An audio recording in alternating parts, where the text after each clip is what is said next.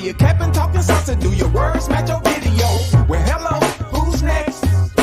Can't nobody stop us cause we bucked and prime. Well, hello, who's next? Can't nobody stop us cause we bucked and prime. Well, hello, who's next? Are you capping, talking sauce, do your words match your video? Well, hello, who's next? Can't nobody stop us cause we bucked and prime. What is going on? Yeah, we in here. What's good, YouTube? Buffed and Prime, CT the Fan, T-Cal the Professor. I don't even know what film we're about to break down. Goodness gracious. Man, welcome everybody. Don't forget to drop them likes, man. Subscribe if you haven't subscribed. Drop a comment. You know, we're going to get it going. It's going to be wild. What's going on, everybody? No, we got a lot to talk about. I definitely where I pay too much for this internet to be doing this. Like, I do not. I'm about to cuss AT&T out because there's no way. And bro, I got fiber. That's wild, bro. I need to get Google Fiber. Like, I don't, and they're the only one that even service out here, so I don't even got a choice. You can start putting chats up. Here we go. Before we get into it.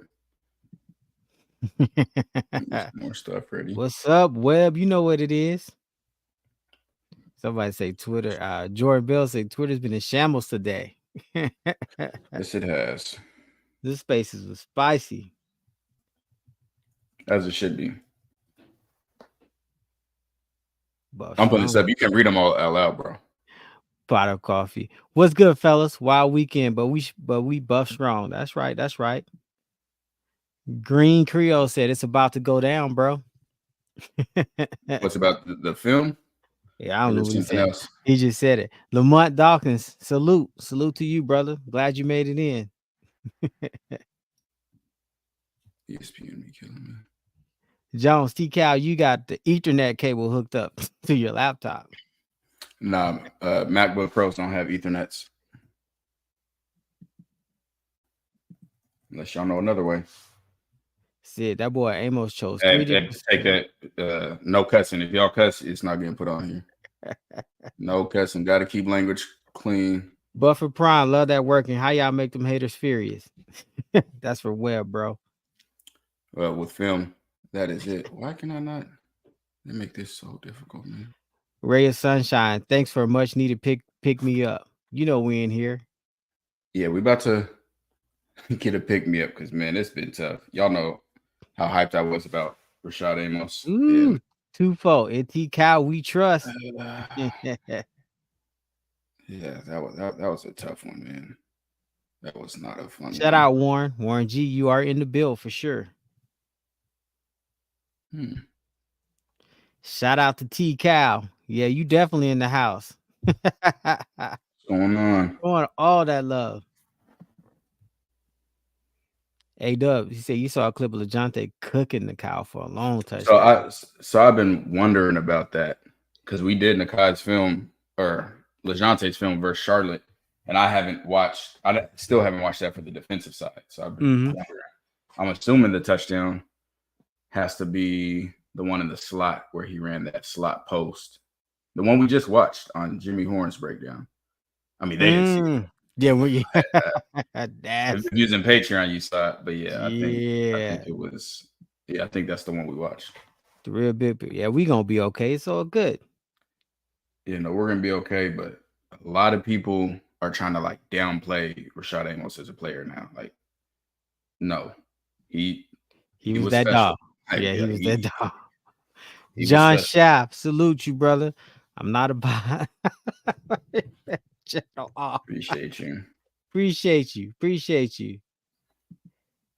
Web, that's crazy. How man. It's that NIL, man, in the transfer portal. It's different. Everything's different in college football as we know it. So and yeah, we don't know exactly what happened with that either. I know people. Yeah, there's a bunch of stuff lying around.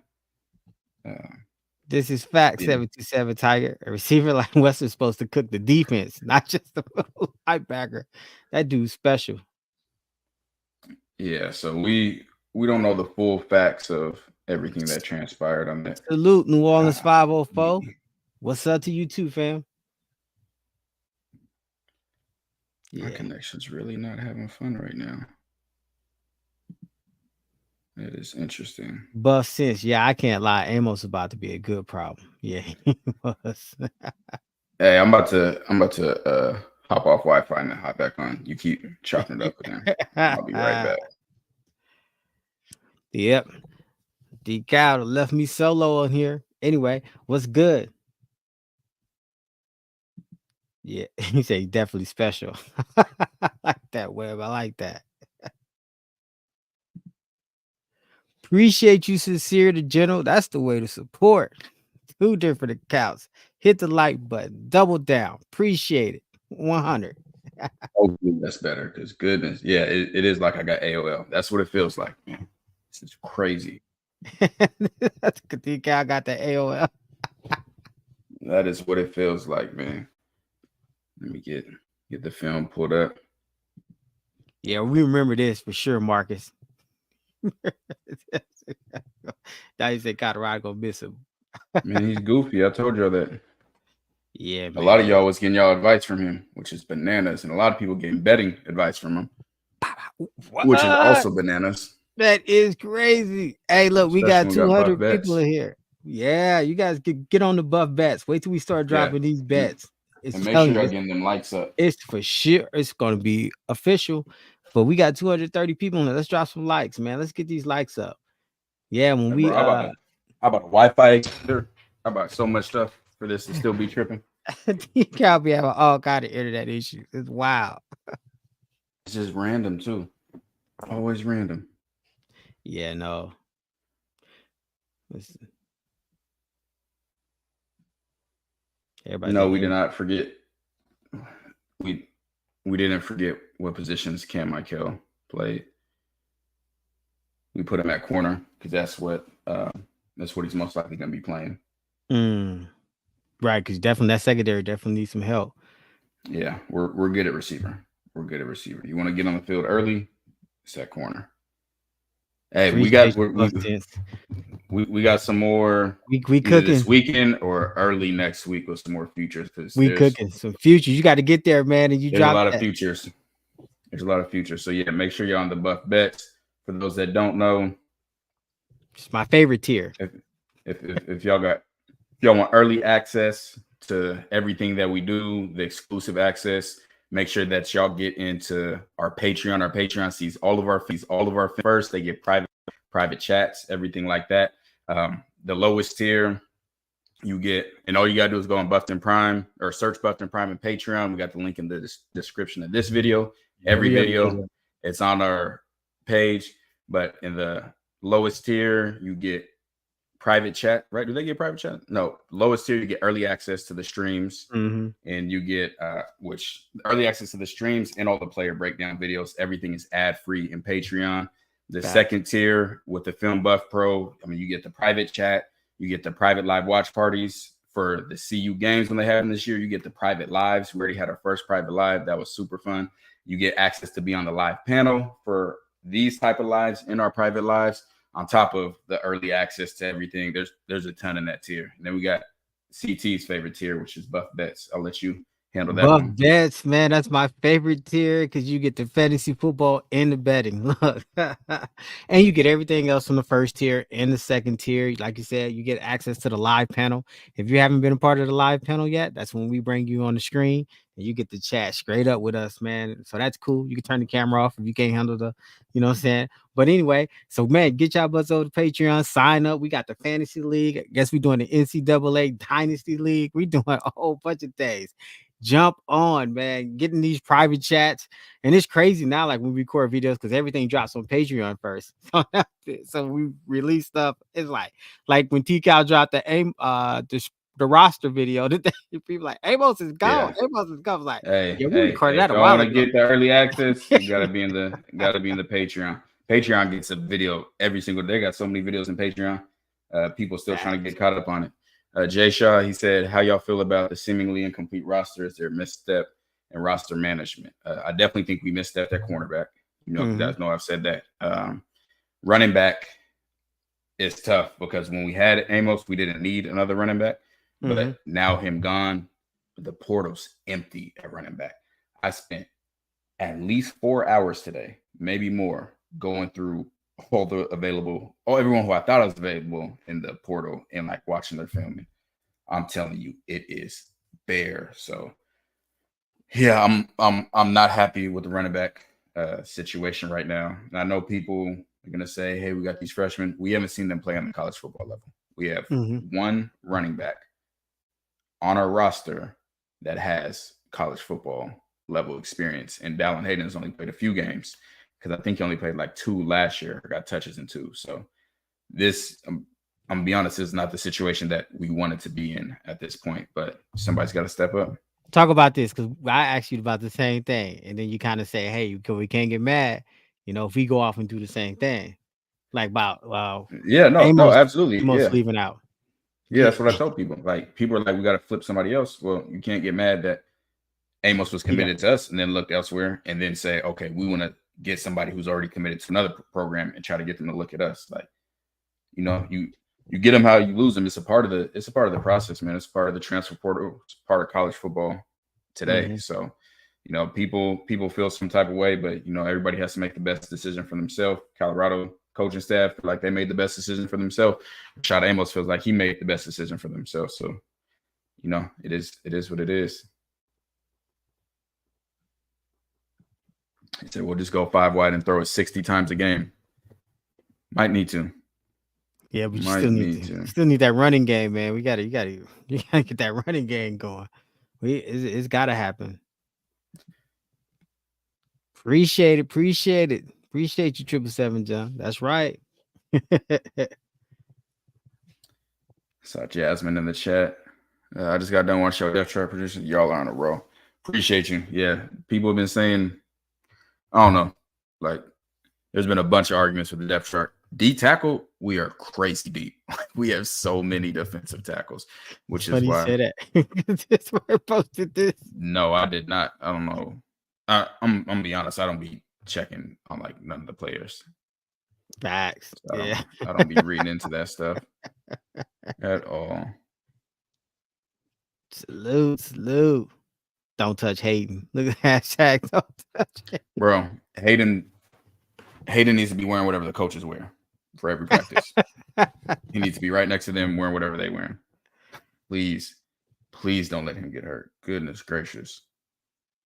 It almost has. We love you too, Jazz. Love you, sis. You know what it is. It has to be, man. That's wild, bro. It's wild because Amos, man. That like it's felt, but they're gonna have to make a move. They're gonna when I hear you talk about bro, there's nobody in the portal. There's nobody in the portal unless the only thing that's gonna be in the portal is redshirts that have never played on the college level. I know there's one from Ole Miss who was a 4-star coming out, didn't play there last year. He's in the portal, so they'll probably grab somebody like that. But other than that, bro, it's like I'm telling you, I spent hours today going through the portal, and it's not nice. What do you think about Brandon Hood, bro? Bro, I've said this over and over. These are high schoolers. Like, no matter what y'all seen on their high school film, they have to do it on the college level. Like, I've seen high schoolers be amazing. I'm 28 years old. I've watched at least 25, or I'll say 24 years of football.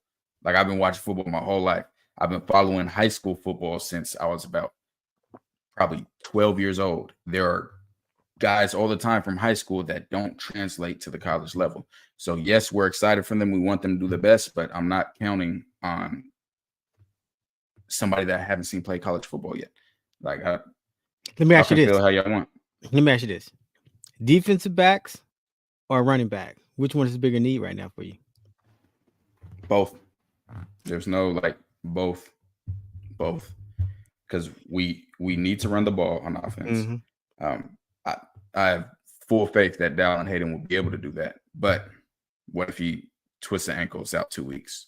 What if, bro, football season's long, injuries happen. Yeah, Anybody that's played, anyone that's played knows after week 1, you will never be fully healthy the rest of the season. Like, you're going to be dealing with stuff the entire season.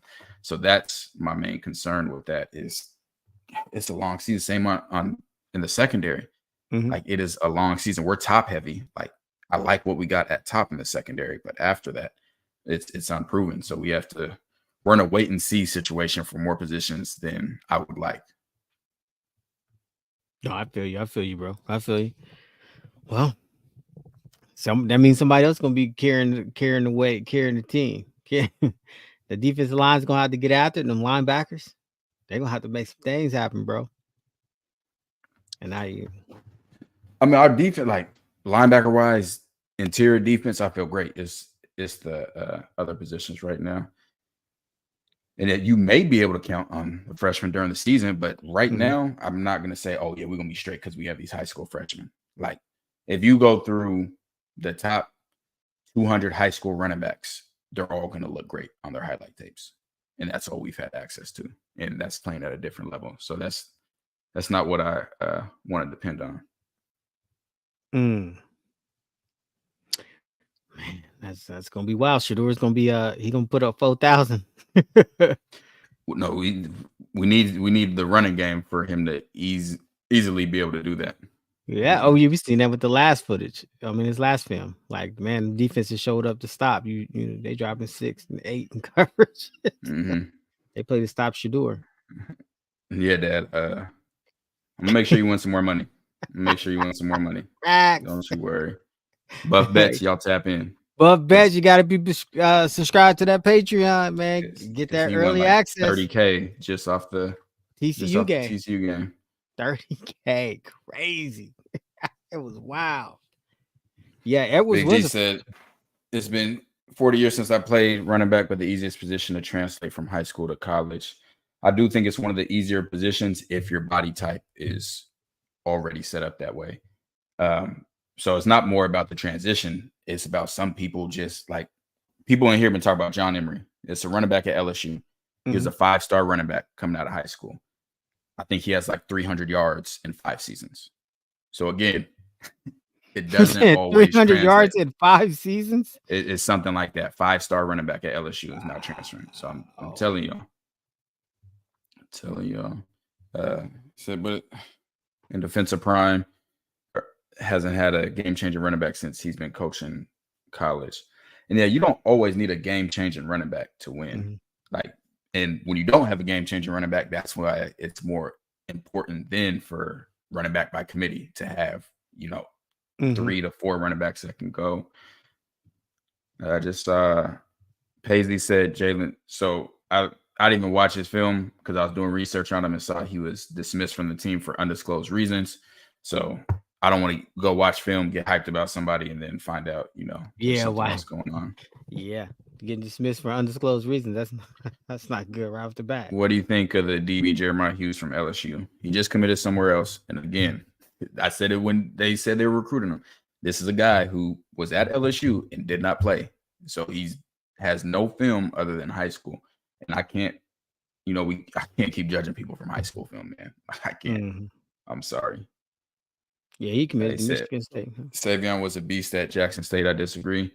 He was really good at Jackson State. I personally wouldn't call him a game-changing running back, but, everybody has their own opinion on running backs. Oh, my gosh, y'all killing me. You just need a decent running back.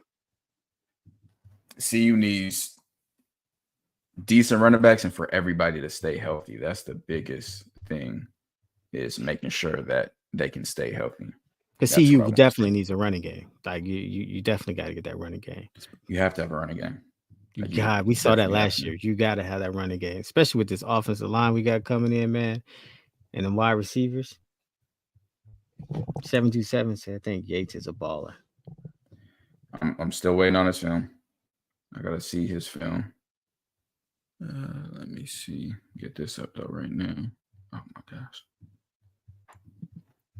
We need a running back and his trust in the pass, bro. Yeah, man. Yeah, we definitely need a running back that we can trust back there blocking for sure. Definitely need that. Health is most important. I agree, but that's for every roster, man. Everybody wants to be healthy, but a couple. You know how it go, man. Michael Welch, he coming with it. Not at running back 1. That's Dylan Hayden's for sure. That's Dylan Hayden's.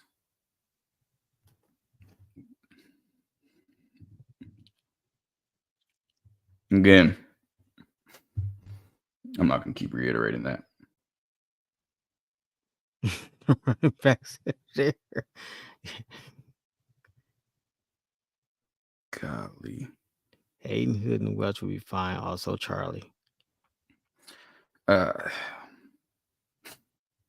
This is the problem that I got, and I've been trying to talk about on this channel. We have so many people that get hyped just because of a school where someone went. They didn't, even if they didn't play at that school, they'd be like, "Oh no, we're good." Oh, y'all in for it now. We're like the same people we was talking about last week. Like, just because y'all got to understand, we got to see what they can do on the college football field, not college practice, but on the college football field. That is what I'm saying. We have one running back on our roster, unless I'm mistaken, please correct me if I'm wrong, that has a single college football carry. No other running back on our roster has ever carried the ball in a college football game. Like, we want Colorado to do great and be the best, but I'm not going to sugarcoat nothing. If y'all want to be sugarcoated, y'all can bounce. Like, I'm going to let you know. Like, that's not me. And y'all about to get me in my zone. Like, I've been trying to chill, but y'all really about to make me get in my zone. Like, y'all not going to convince me that people that have never played college football, they Speak said your Charlie mind. has. Tell them how you feel. That's what they're here for. They want to know how Cal feels. They said Charlie got carries. So, okay, how many carries does Charlie have? How many? Yeah. Yeah, Charlie. How many carries Charlie has? Y'all funny, man. Y'all he kicking in that bag. Y'all are hilarious. Yeah, you know. Yeah, so Rhonda said Dylan did well. Yeah, he killed in that TCU game.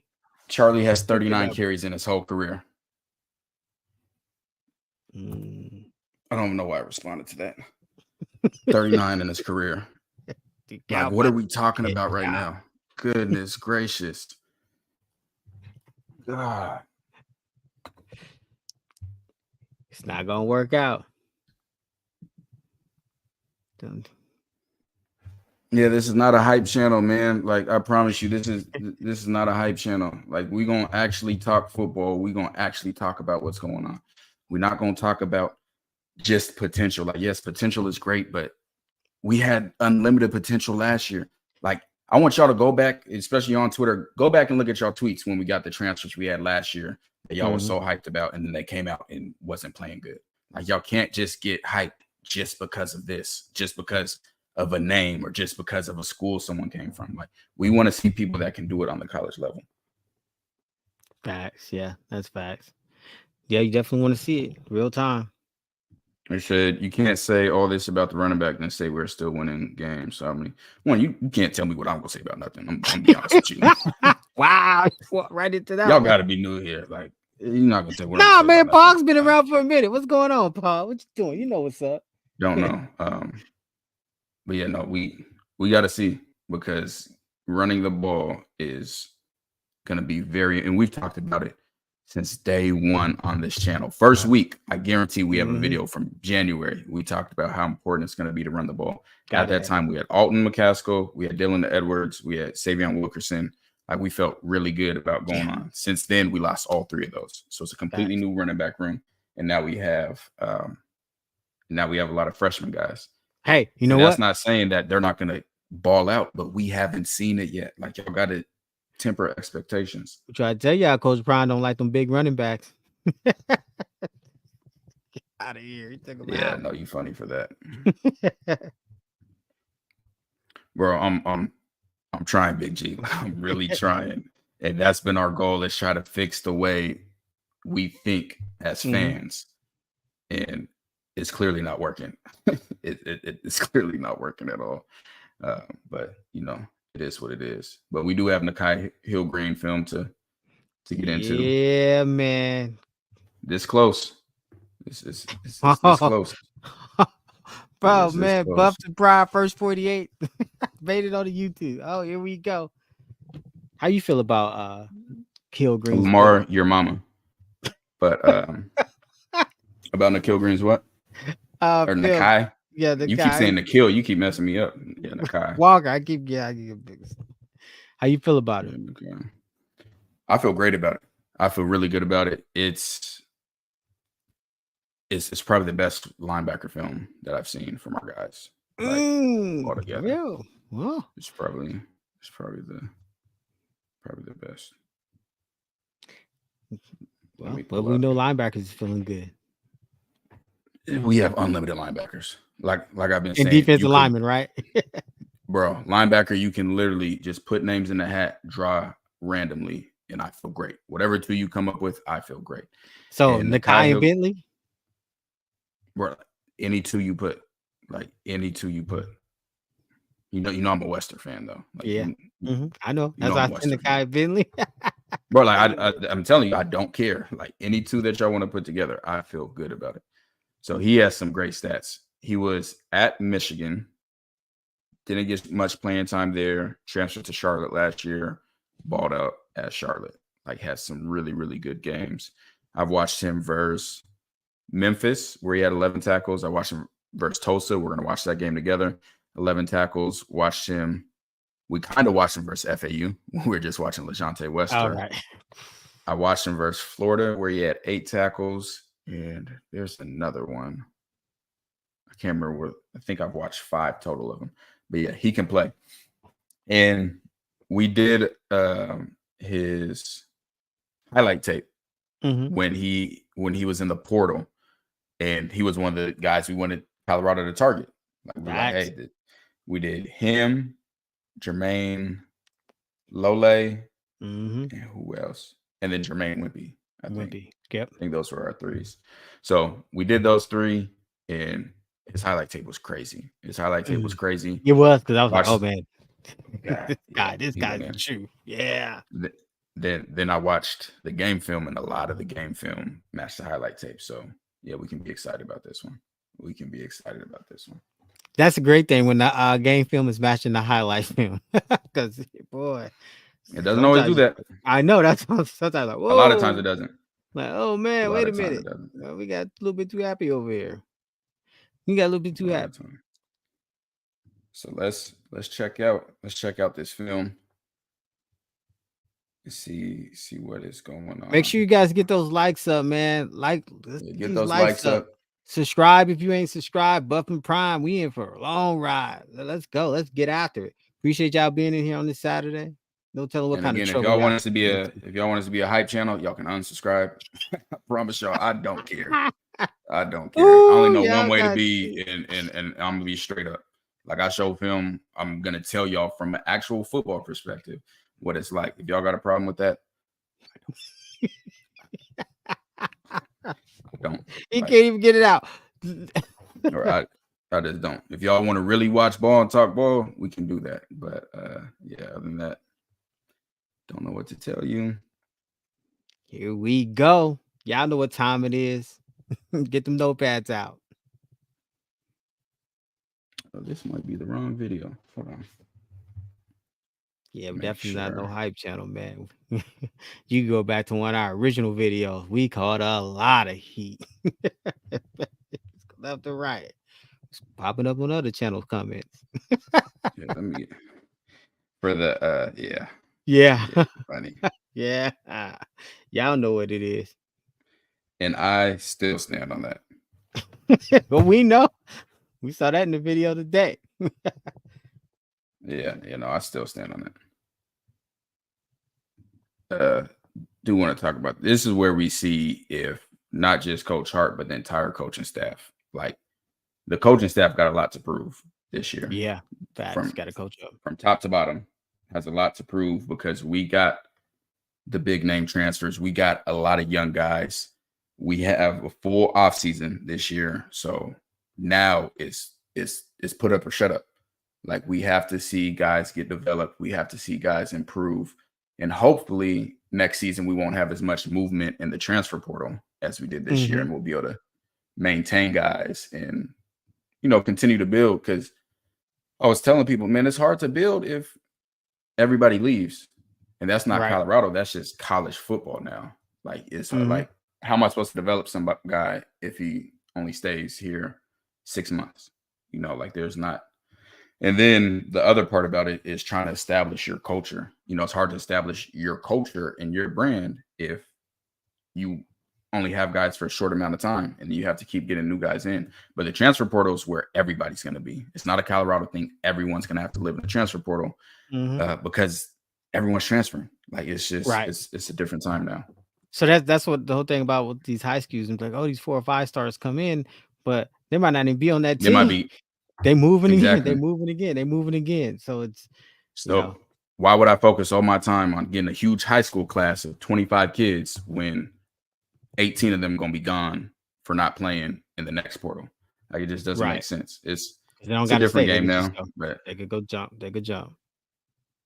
This is funny. Thoughts on Dabble not using it? Dabble's a fraud. Dabble said, and he's on his way out. He said he would, and this is quoted. He said the day college football players were getting paid is the day that he was going to quit college football. They getting paid and he's still there. Can't stand him.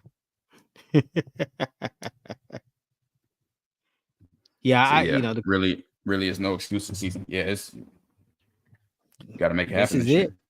These are your guys. Like, I mean, yeah, these are Coach Prime guys, man. The coaching staff's really got it. I mean, because when we watched last year film and you see stuff like we were saying about the players and the scheme, but a lot of stuff that stuff was too was the coaching, like the play calling. Like you were like, man, yo, you call this and call that, like it could. Man, I don't know. It's crazy, bro. It's crazy, but hey, it's on.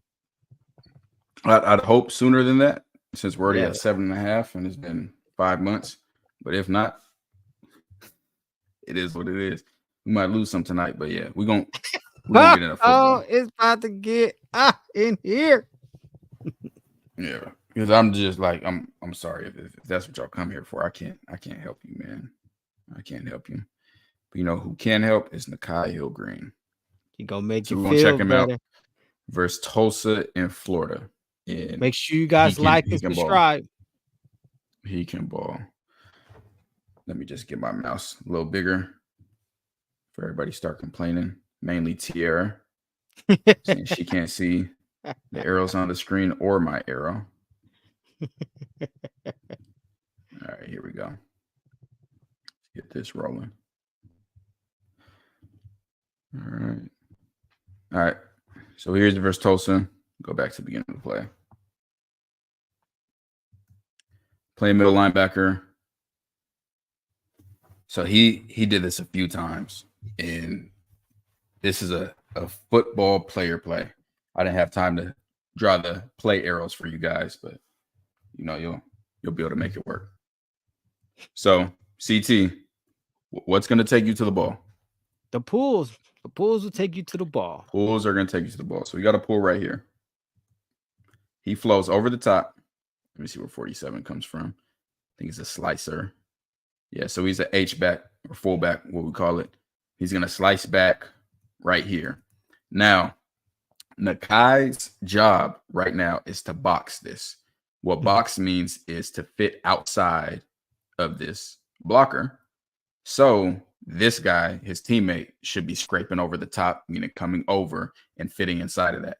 So when you're playing linebacker, you're either going to box, meaning be outside, or you're going to spill, meaning go underneath. So you spill the ball to the next gap. So this is what I really like about Nikai is he's a football player. Even though his job is to be outside, he can go outside right now and say, hey, I did my job. I'm outside. But what I've been talking about with all the linebackers, I want to see guys shoot that gap. Right. And what does he do? He shoots that gap. Even though he's supposed to be going over the top, he's a football player and said, hey, if it's available, now if you shoot this gap, you got to win. You have to win because if you shoot that gap and miss, now nobody is in that hole and your help is even further away. But he shoots the gap and wins, and that's a football player. All you see in his film is just instinctual. This is one of the biggest things I want him to work on.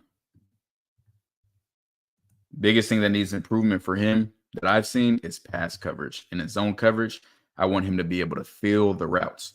What I mean by that is you see how he's looking to the receiver. He's looking to in zone. I want you having your eyes on the quarterback. That's the whole point of playing zone. Well, one of the main reasons of playing zone is that your eyes are on the quarterback and not playing man coverage where your eyes are on the man. So You watch this. He just now gets his eyes back to the quarterback and the ball's thrown. Just like we showed in the Chainsaw Chaney film, when he was able to feel the route and be looking at the quarterback, that puts you in better situation. And then if the quarterback takes off, you're right there to be able to break. So I want him to get better and get more comfortable with route concepts and feeling those in zone instead of looking around. You'll be able to see it from here. See, I don't want you doing that. I want you to be able to see out your peripheral, maybe take a really quick peek. But other than that, I want you looking at the quarterback. Because if he's looking at the quarterback, see, this is the problem. He doesn't even see the ball thrown. Ball gets thrown, and he was still looking at the receiver. So when you're in zone, the point is to be able to see the quarterback and see the quarterback throw the ball so you can make better breaks on it. All right. So we got him here, middle linebacker. So he's in zone, and this is exactly what I was talking about. He's looking for the receiver again. So watch, looks over here. When he looks over there, the quarterback takes off. Now he's way too far out of position, and the quarterback gets almost a first down on that. And you'll be able to see it from the tight angle. Someone says, if you see the ball thrown, you'll see the ball get caught. That is a saying, but that saying is for man coverage. That is not for zone coverage. Sorry, don't know who told you that. Say you have to see where you're going, though. No, you do not have to see where you're going in zone coverage. That is 1,000% not true. I'm just going to tell you. If you see the ball get thrown, you'll see it get caught in man coverage. And man, you need to be eyes on your man until you're in phase, which means basically you're in his hip pocket and can turn around. In zone coverage, you need to be staring at the quarterback. Zone coverage, eyes on the quarterback. Absolutely. Like, y'all can't just get in here and just be saying just whatever. Oh, man, it's going to get spicy. So right here, he's looking over and fading that way, and now the guy takes off. Where I just want him dropping in the zone and feeling the routes around him. You can take a quick peek over there, but not the stare.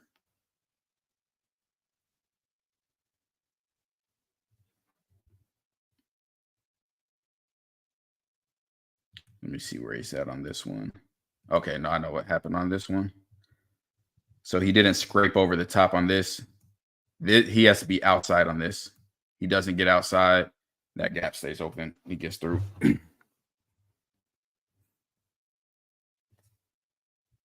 So right here, he takes him on. Man, but look how you pushing that offensive lineman back, bro. Yeah, but we got to get to the gap. We know the offensive lineman did his job. I know. I don't care how far he get. I don't care how far the lineman gets pushed back. If he's still in that position, that's a win. His running back got through the hole. That's a win. Big boy, you said defensive line. That's a big boy.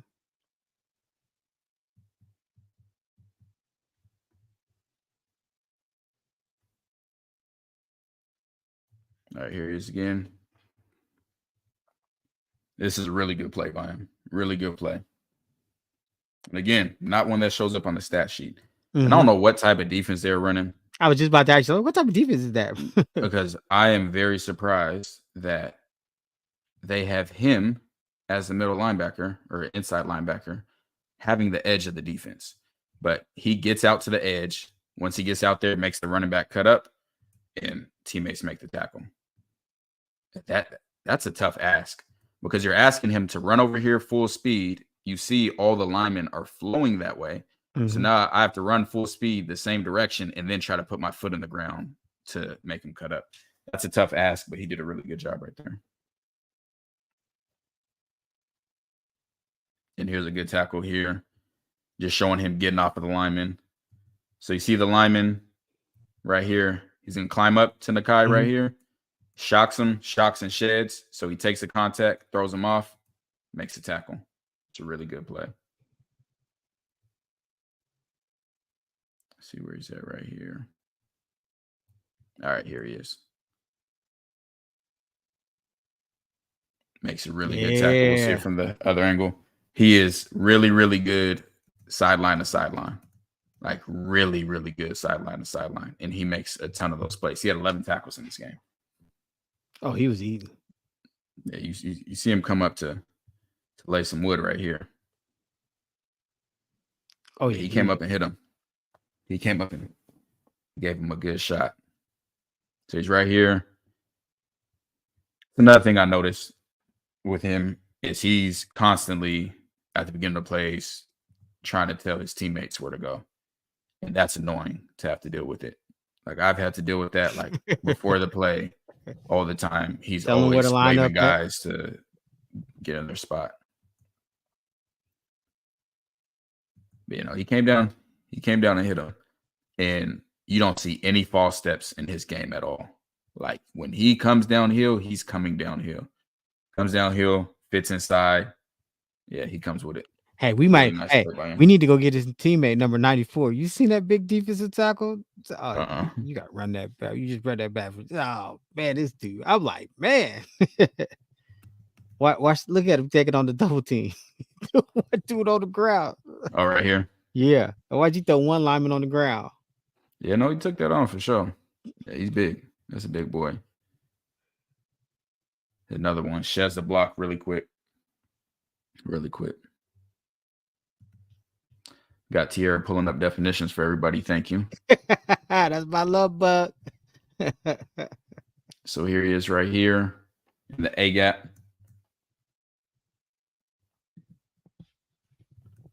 Shocks and sheds. Makes the tackle. He is really, really good at getting off blocks. Yes. Like completely disengaging off blocks and making the tackle. Really good at that. Yeah. That was pretty that was pretty elite right there, bro. So this is another one. And I don't know if his coaches told him to do this. So right here, it's play action. If this is play action, this guy is rolling out. I know for a fact all these routes, like everything has to come to this side of the field. Right. Mm-hmm. They're not gonna roll them out, and then throw something over there. So everything's gonna come this way. So that means you have to know these routes. This receiver is coming this way. So what he does right here, he completely in zone coverage. You should never, ever, ever, ever do this. You cannot be. His back is fully turned to the quarterback. You cannot have your back fully turned to the quarterback. So I don't know if his coach told him that, but what happens? The quarterback gets loose again. Now he comes up and makes the tackle, but he's able to break a lot quicker if as soon as he sees this, he just starts dropping back at this angle. Because out of your peripheral, one, I see this guy rolling out, and I should be able to see this receiver in my peripheral. So that means that I need to start getting into my zone right here and get right underneath it while having eyes on the quarterback. So then right now, I see the quarterback scrambling. I can already be ready to break up and make the tackle. Still a hell of a tackle, though. And we'll see it right here again. And this is, and I've seen this a few times on over routes. And that's what I really want them to work on. Right here, I don't want you looking back. The route has to come to you. You don't have to know the exact routes that are happening. Like you should have an idea, but the quarterback and the quarterback's eyes, you're following that. And unless it's Patrick Mahomes and Matt Stafford, quarterbacks ain't throwing no look passes. So their eyes are going to be able to take you to the route. You should be able to feel the flow. So that's something I think he needs to work on. Because right here, back fully turned. This quarterback already decided to take off. You know, we're in trouble.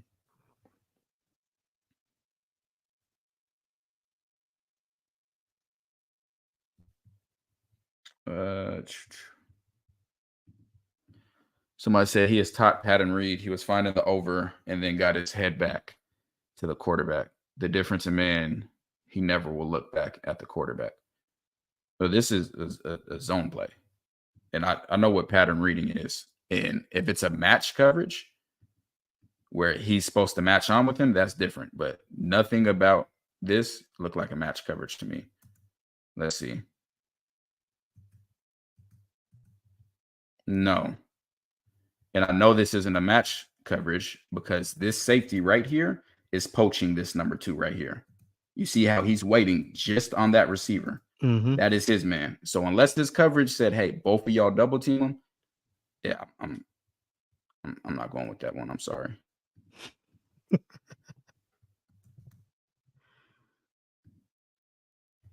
you get down there and get them tackles though, bro. I am sorry. You know, he makes fantastic plays in the run game. like right here.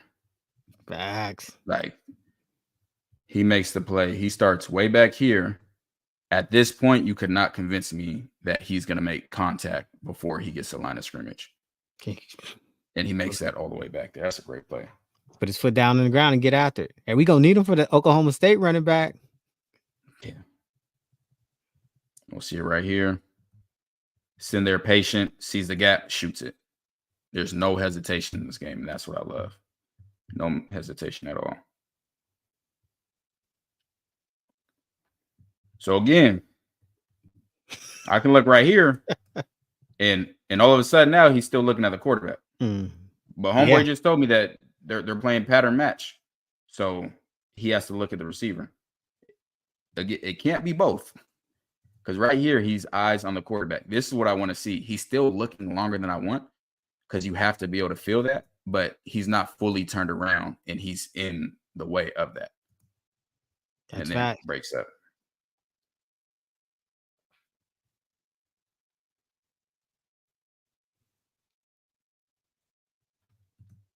See, I don't want him looking that long. Like, just from understanding receivers and how they run routes, at this point, there's nothing he can do other than over route. And I have never seen a receiver just run all the way in here and then go vertical. Now, if he did do that, that has to be on the safeties. But other than that, the rest of his routes are eliminated. All he has to do is just right here. What he does right here, look at the quarterback and feel the route behind you.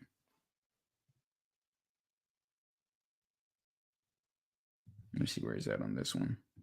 Look like he came up and missed the tackle. It's right here. Yeah, so we got held on this one. Yeah, he got held.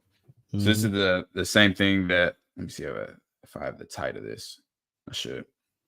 This is what I was talking about earlier, when his job's technically to be outside, but he shoots inside to make the play. Now he gets held and pushed in the back, so he doesn't make that play. Let me go back to show it from the wide angle, so you can see he gets a no man's land here. If he fits outside of this, running back cuts up. It's off to the races. Right. So what he sees is, hey, I have a shot to go make this play. Goes and triggers. Like, that's a hold. Like, you can't, that's a hold. But that still puts his team in better position, because he was able to beat the guy. So the running back has to round it out and run it to the teammates, versus had he done what I see people do all the time, just jumped outside because that's where he's supposed to be, and the running back cuts up the field and it's wide open. Well, at least, yeah, but hey, he cut in the right way, because, like I said, I mean, he closed it in the right way, took that chance, because if he'd cut up, that running back would cut up, he was gone. Yeah, and that's what I really like about him, is just being a football player. Like, at the end of the day, like, this is for guys with high instincts, high football instincts, and high football IQ. I wouldn't tell all of my guys out there, go be a football player. Like, some of y'all, I got to tell you, hey, be in this gap, go fit this way.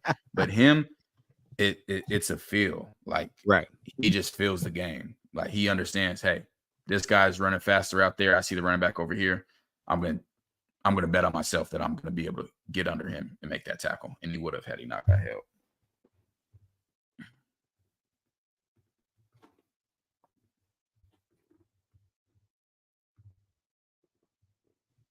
Okay, that's a really good tackle. Let's go back to the start of this one.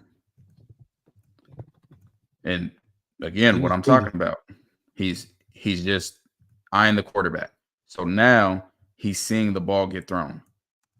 What does that allow? That allows him to make a better break on the ball, come downhill quicker. And let's count if the receiver got any yards after that catch. Caught the ball right here at the 41, gets tackled at maybe the 43. That's a great play by him. Great play. We'll see him right here again. Eyes on the quarterback. Sees the quarterback throw it. When he sees the quarterback throw it, can put that foot in the ground. All right, perfect. Got a lineman right here. I'm going to choose not to be blocked. I was like, yeah, he definitely understands that being blocked is a choice. Because he's really fast. Like, from what I've seen, he's probably the fastest linebacker that we have. And he uses that speed. That says a lot, because I thought Jalen Lester was pretty fast going sideline to sideline too. Yeah, I don't know how fast he is, but you'll see right here. Just read him, man. His instincts in the run game are crazy. Come downhill. He sees this guy slicing across. This is the fullback again. Sees him slicing across. Triggers, fits inside. Like this textbook. Absolutely textbook. You'll be able to see it from the tight angle. Watch him come across, come downhill. And here's another thing I like.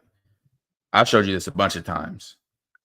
And specifically when guys are undersized, how they dip the shoulder to not give the offensive lineman that surface area to get them. So the lineman's coming. And again, this is what I want him, how I want him in the pass game. He doesn't look at this offensive lineman at all. He's looking at the hole because he feels the offensive lineman and he's that comfortable and that confident in his ability that he's not worried about the lineman. Sees him, slips him, gets in the hole, makes a great tackle. That's the way to get after it. Like he's definitely our best run stopper. Here he is here. Another really good play. So he fights off a cut block, which, man, they need to take these out the game. I don't even know if that was a cut. I don't know what he was doing. That was like a nasty injury in the waking happening. Yeah, I don't know what he might have just fell. But Shocks sheds off him, gets to the ball. So he's got an elite level of getting off the blocks. Oh, yeah, absolutely. Marcus said he got small in that play. I call it getting skinny, but yeah, same thing. You want to lower your surface area as much as possible so they don't have as much to hit. Absolutely.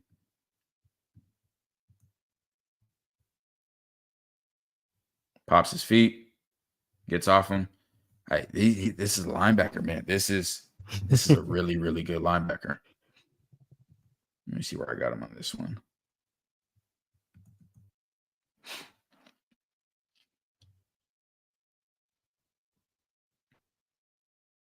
Okay, I see where he's at. You missed the arrow. Here he is right here. Mm-hmm. Blows this up inside. Gets through. Gets, again, like a clip. We're showing from the tight angle because somebody missed their block. Or not their block, but their gap. Let's see. So actually, Nikai is supposed to be scraping over the top of this to fit outside. But again, he said, hey, ball's over here. I'm going to shoot my shot. So he shoots it and was right there. Like, definitely could have had the tackle. He got the guy in his back. But you're going to lose some of those when you shoot that much. But got to take them if chances. I'm his coach, if I'm his coach, I'm going to tell him, hey, keep being a football player, man. Yeah, his level. Because you get these plays over and over again. Yeah. And you never want to try to harness a guy's instinct. Let him be a football player. Let him go make plays. And that's what he does over and over and over again. All the way out here, ball's hiked. Go be a football player. Yeah.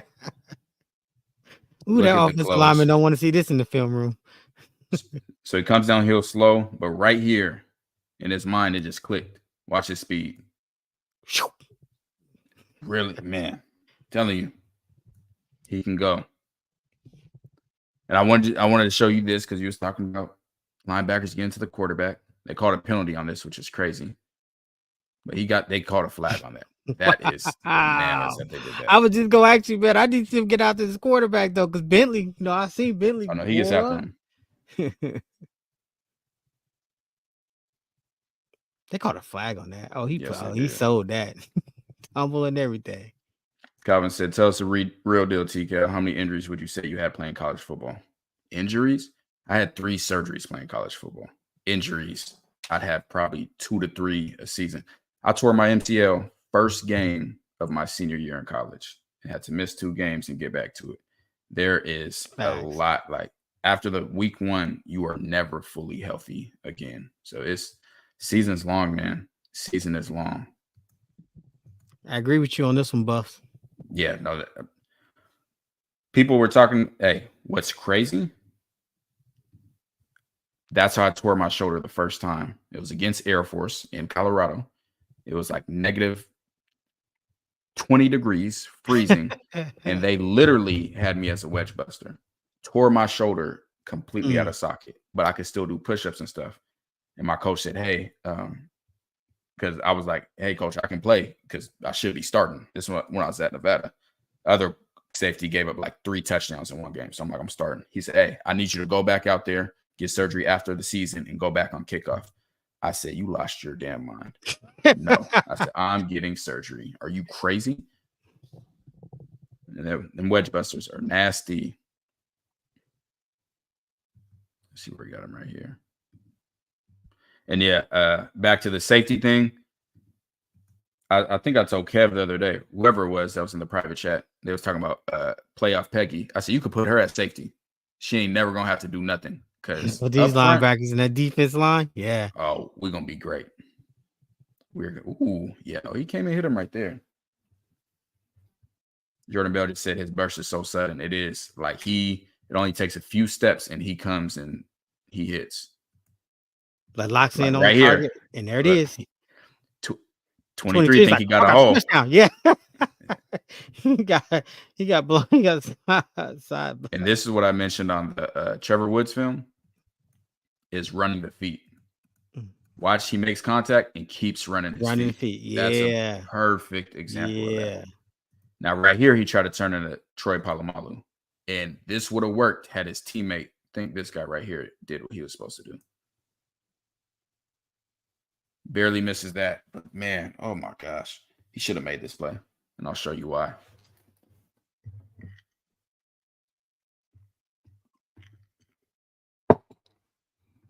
Here he is right here. Goes over the top. Bro, when you are on the goal line, it is time to go. Yes, if I see any type of hole run up, I'm going and I'm trying to split someone's face. Facts. He's still standing there. And then, you can't do that. You cannot do that. He needs to be right on 87's hip. Hey, full speed downhill. You jumping over offensive line, you definitely coming to boat. I appreciate you. You definitely telling me you all in, brother.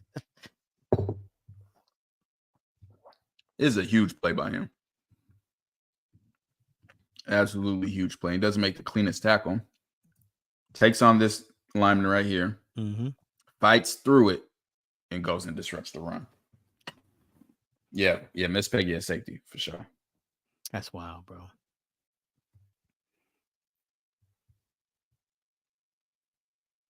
Here he is. So you're going to take on that guy and keep coming and close that whole hole. I think that was a fourth down play. Get yours, bro. Get yours. Remember what I just said on the goal line. Now, this ain't the goal line. This is how Homeboy was supposed to play it. You see it, you go trigger. You go trigger, right. He don't got no problem triggering. What he's doing right here is popping his feet. So he's popping his feet. Okay, there it is. Ow. Before he get the handoff, I'm going to go get you. Comes downhill, makes a tackle.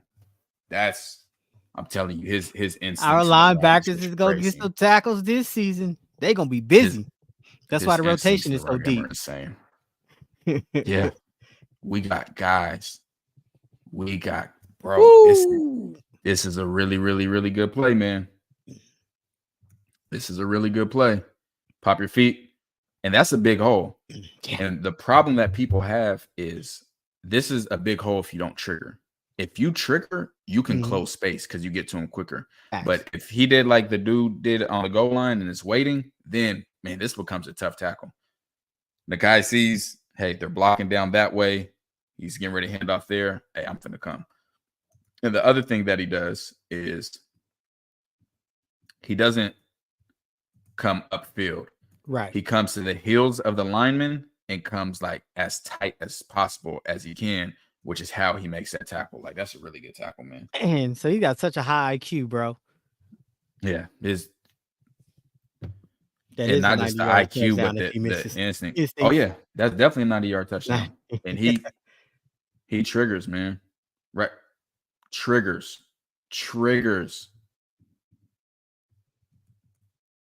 Almost every play of him against the run looks like it's a called blitz. It looks like they told him, hey, you go blitz to C. And that's how quick he reacts. And he pops his feet again here. It's quick, but he's reading. Read. All right, I see it. Got it. Now I'm Yep. gonna go get it. Comes here, goes to his gap, keeps pushing to solidify his gap, that lineman off, and then goes makes a tackle. That's a crazy play. Yeah. Hey, he does make you feel better watching this film. No lie. Keep it up.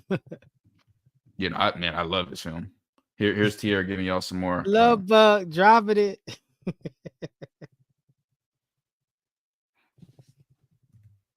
Right. What you think about it? Based on your film story, do you think they started at Michigan? I haven't seen the guys at Michigan, but I can tell you just from football, he's one of the best linebackers in college football, especially against the run. Like I can tell you that. Like teams do not have guys that look like this against the run. Like they just don't. Wait. Like they just don't. So he's enrolled now, right? I believe so. Yeah. So, yeah. so he locked. He's in Boulder right now. Okay. All right. Hey, hold up. So this is another one. This is to end the game. They said he didn't catch this, but he's looking at this receiver, which is okay to peek, but it slows him down from getting there. If he's not looking at that receiver on this play as much as he does, because like he's looking right here, right now, you got to know that route. And even on the switch release, reading the quarterback. And I'm not saying it's an easy thing to do to be able to understand the route concepts and feel the quarterback, but that's what will take him to the next level. If this would be his last look and he's just reading the quarterback, because like I told you, you can tell from the elbow of a quarterback, shoulders, how the ball, like the trajectory of the ball, whether it's a deep pass, a short pass, etc. Because he gets to this ball, and I think the ball hit the ground. They say he didn't get the pick, but if he's just focused on the quarterback that whole play, I think that's an interception to end the game.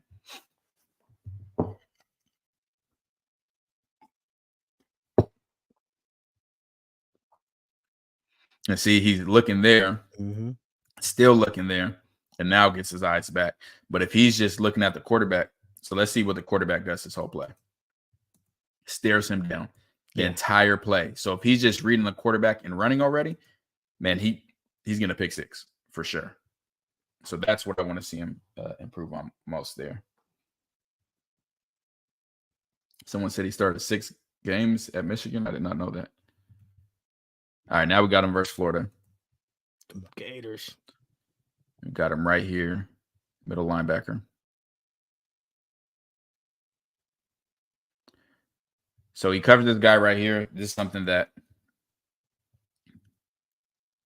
some advice that could really help him take his game to another level. So right here, I talked about this, somebody else's film.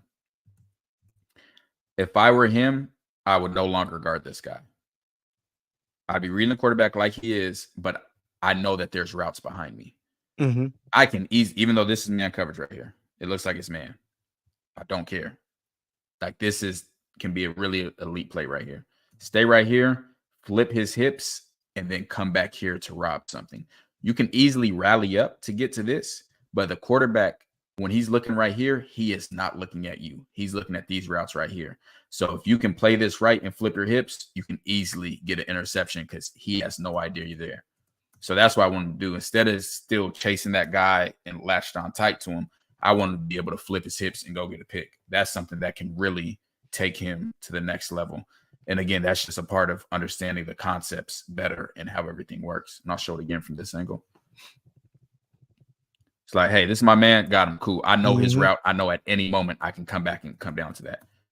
I'd put my foot in the ground right now because he sees he's not looking like I told you. I didn't even look at this angle. He's not looking at Nikai at all. Not at all. Not even. No idea he's there. You don't want that running back. This is when you put this left foot in the ground, open up this hip this way, and come back and rob something. But that's just something to really take to the next level. That's a Travis Hunter thing. Yes. That is absolutely a Travis Hunter thing. Absolutely.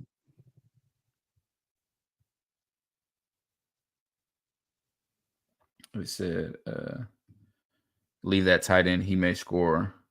It's 2 people on him, on the receiver. there are two people on the receiver, and he could have put himself in position to go snatch that.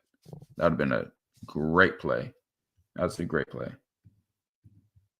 So y'all boys putting in extra work today. Yeah, we grinding, man. Max, you know what We it are is, man. grinding. Appreciate you being here out of your mom.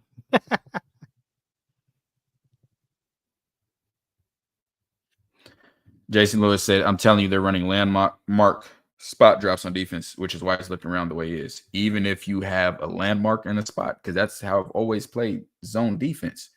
You can get to your landmark without looking there. Like, that has nothing to do with feeling the routes. Watch that Cheney video. That has nothing to do with it. Like, watch that play. You're supposed to be able to get to your landmark without looking at it. That's like saying, hey, you have to walk in a straight line. Do I have to look perfectly straight to be able to walk in a straight line? No, I know where the end of the hallway is. I can look around and still get to the end of the hallway without running into something. Let's see where he is here. All right, there he is. Coming on that blitz. So he gets blocked there. It's not a bad play on him. What he was doing, he's speed rushing right here. And like I tell you, as soon as you get ready to get to the heels of the quarterback, you got to put that foot on the ground, come back. He really just loses leverage there. And they're not going to call this a hold, but he in there. He in there for sure. It's another one, man. Shot the gap. Teammates not there, which allows this cutback. If somebody's in this hole, he can't cut back like that. But Nikai shot the gap exactly how you want. Don't worry, Jalen, Bentley, they'll be there.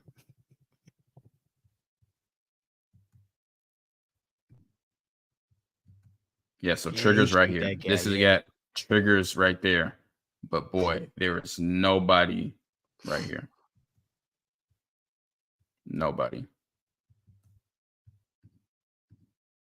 And let me see what Jason just said. Didn't you have a coach that taught you some stuff that wasn't right? Absolutely. I'm not saying he wasn't taught that. I'm saying that's the wrong way to teach. And I actually had my trainer, I had a DB trainer. He had seen some film of me. I sent him some game and practice film when I was at Nevada. And he kept telling me, why are you guarding grass? I said, that's what the coach told me to do. He said, no, do not guard grass. He said, go find the ball. Read the quarterback, go find the ball, make a play. Do not guard grass. But yeah, some people definitely get taught wrong. I'm not saying that he wasn't taught wrong. I'm just saying, I'm speaking football. I can't say how he was coached, but I'm telling you guys in CT how it should play out.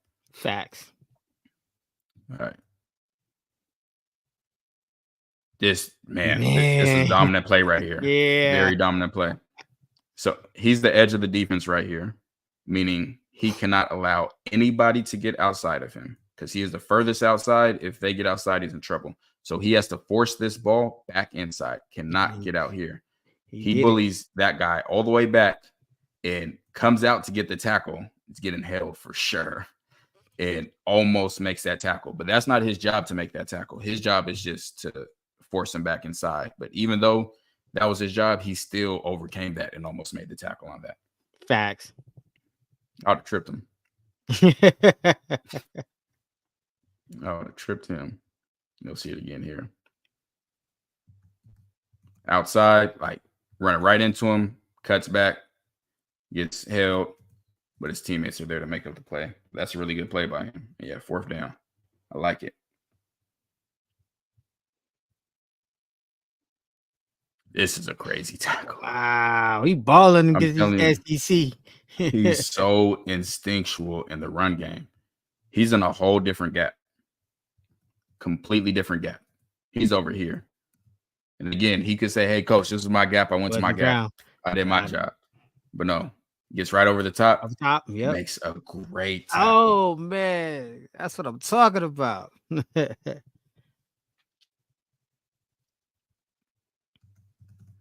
See, like right here, I'm not sure what gap he's supposed to be in. I'd honestly assume this gap for sure that 95 is supposed to be in, which would have Nikai in this gap. So he's in that gap waiting. He said, oh, I can tell by his body position he's not coming here. Let me scrape over the top.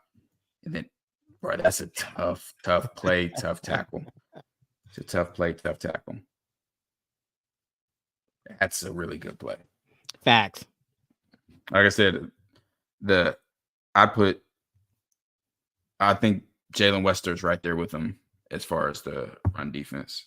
Yeah, no, I think he's starting for sure. But other than Jalen Wester, I think those two stood out the most for me against the run, for sure. I think they stood out the most. Let's check where he is right here. So he's right here at linebacker. Okay, so it's another one. So he got caught in the play action. They run play action. He gets sucked down on the play action. Mm-hmm. And this is another thing that I want him to see right here. So even though you think it's run out of your peripherals, you should see the receivers flying downfield and tell you that it's pass. He reacts too late, and they have this over route coming across. He's in zone coverage. He has to. So let me show you where I would want him to do this. So right here, I want him to put his foot in the ground because he sees the quarterback start to roll out. Put this foot in the ground. Don't look anywhere else. And then start running full speed at an angle like that. I see him starting to roll out. I know there has to be an over route. The routes have to go this way. They have to. So I want to see him put that foot on the ground and start running full speed. He gets there late and looks for the receiver, which, again, I don't want him to do. And he makes a catch for a big first down. Like right here, got to be gone. As soon as I see him start rolling out, I know something's coming this way. I got to take the best angle possible. He doesn't take a good angle to it. Instead of just sprinting out that way, he actually flips his hips here, completely vertical. And I don't care who you are, there's no way you're going to be able to cut that off after you're at that deficit. So the direction the quarterback roll out will take you to the ball. Yeah, definitely. Shoot, almost any time the quarterback will look on this play. Let me see. Let me sure you're paying attention, just like the pulls. A lot of times on these, I guess they didn't. Did they have a receiver?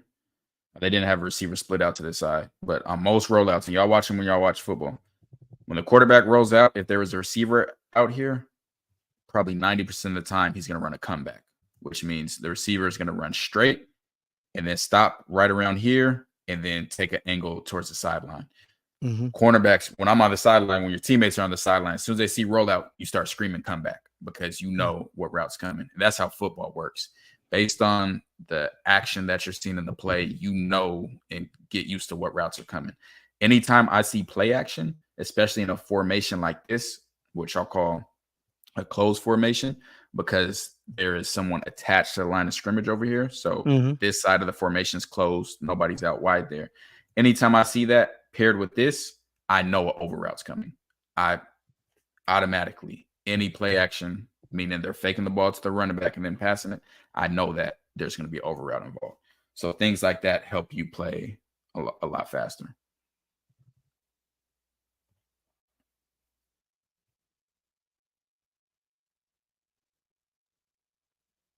Let me get that catch. All right, here he is right here. So this one's not on him. Where they in? So they're in cover 3 right here. This cornerback has this deep third. He has this deep third. This guy has this flat right here. This guy has this flat right here. And he's a hook player, meaning he's dropping straight back like this. He has this zone. And then this guy right here has this zone. And we talk about it all the time about the high lows when they put a route below so that they can sneak somebody behind you. Now, again, what I don't want in this situation is him turning to the receiver. And this is a man turn. So a zone turn is when you turn and you're still looking at the quarterback. This is when you turn and you're looking at the receiver. Now, again, was he told to match in this? I don't know. I'd be surprised. Well, actually, no, I do know, because if he was told to match, then he'd have to run with him. And he didn't. So I know he's not a match right here. So what I want him to do is eyes on the quarterback, because if his eyes are on the quarterback, he sees the quarterback scrambling, which tells you, hey, the routes are going to start to come this way. So he would be moving that way. Now, the reason this guy's wide open is because the other linebacker, this guy right here, this is his zone. All offensive plays are for a reason. They have no intention on throwing the ball to him. He is bait. Let's see if we can get somebody who's supposed to have a deeper zone to come down and drive on this. What happens? He comes down here looking at that. He's taking the $1 bill, and right behind him, $100 bill, just sitting there. And he makes the catch. Well, you can tell. Hey, you know what? You can tell that it was that linebacker's fault because that defensive back came down to get that guy. And so, yeah,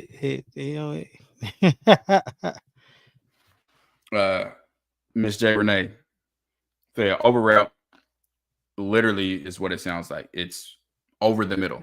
You got somebody running deep and over the middle. In this situation, they're running behind you.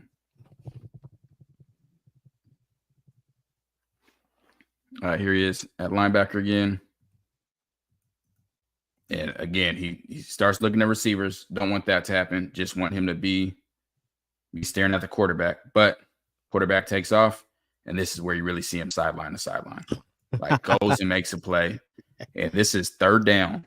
Third down, he had to get there, didn't get there. That's a really big play from him. Really big play from him. Because if he's not there, it's most likely a touchdown. At least a first down, but possibly a touchdown. Got him here again. Now, this is definitely a match scheme. It looks like match. Jeez Louise. I know they're seeing the ball being thrown. They're seeing the ball being thrown. But yeah, he's playing this like it's a match. I have to assume they're playing match right here, meaning he's supposed to match that receiver and end up being man coverage. But regardless, sees the ball being thrown here. They're coming down. What does he do? Like, look at the amount of grass. I'm about to tell you, because you would have thought this receiver was about to get way more yards than that. Ball's thrown right now. He is at least 20 yards away, and he closes ground quickly. And makes the that's tackle. really important. Mm-hmm. Another crazy one right here. Let's see it from the tight angle. Yeah, he has a motor for sure. He has a motor. Going to his gap. Yeah. And oh my gosh. Let me come back here. I just love when my computer does that. So right here, he's going to his gap. This guy's supposed to stay in the. So this is the whole problem with this to start off with. Remember this play. So there's 1, 2, 3, 4, 5, 6 guys on defense. We got 6 guys. Mm-hmm. 1, 2, 3, 4, 5, 6 guys on offense. If there's 6 guys, that means there's 7 gaps. So there's 7 gaps, but we only got 6 people, which means one gap's going to be open. Mm-hmm. These are the gaps. A gap here, A gap here, B gap here, B gap here, C gap here, C gap here, and D gap. So one of these gaps is going to be open. And some defenses play where everything's not gapped out. My defense, it had to be gapped out. Like everybody had to have a specific gap, even if it's going to be the safety. But we come here. So regardless, if this guy is in this gap ends up open. If this guy's in that gap, like regardless, something's going to be open. So Nikai does the best thing he can do. Hey, let me go shoot this gap and try to blow this up. Yeah. Again, so close. This is a hold. Right. That is a hold. That's 100% a hold. If he doesn't get that hold, Nikai makes a tackle in the backfield. Very simple.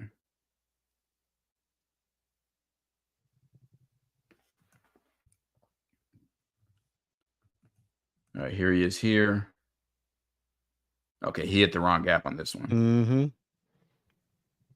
So as you see right there, they're in the same gap, which leaves this hole open right here, and he cuts up that hole and makes a play.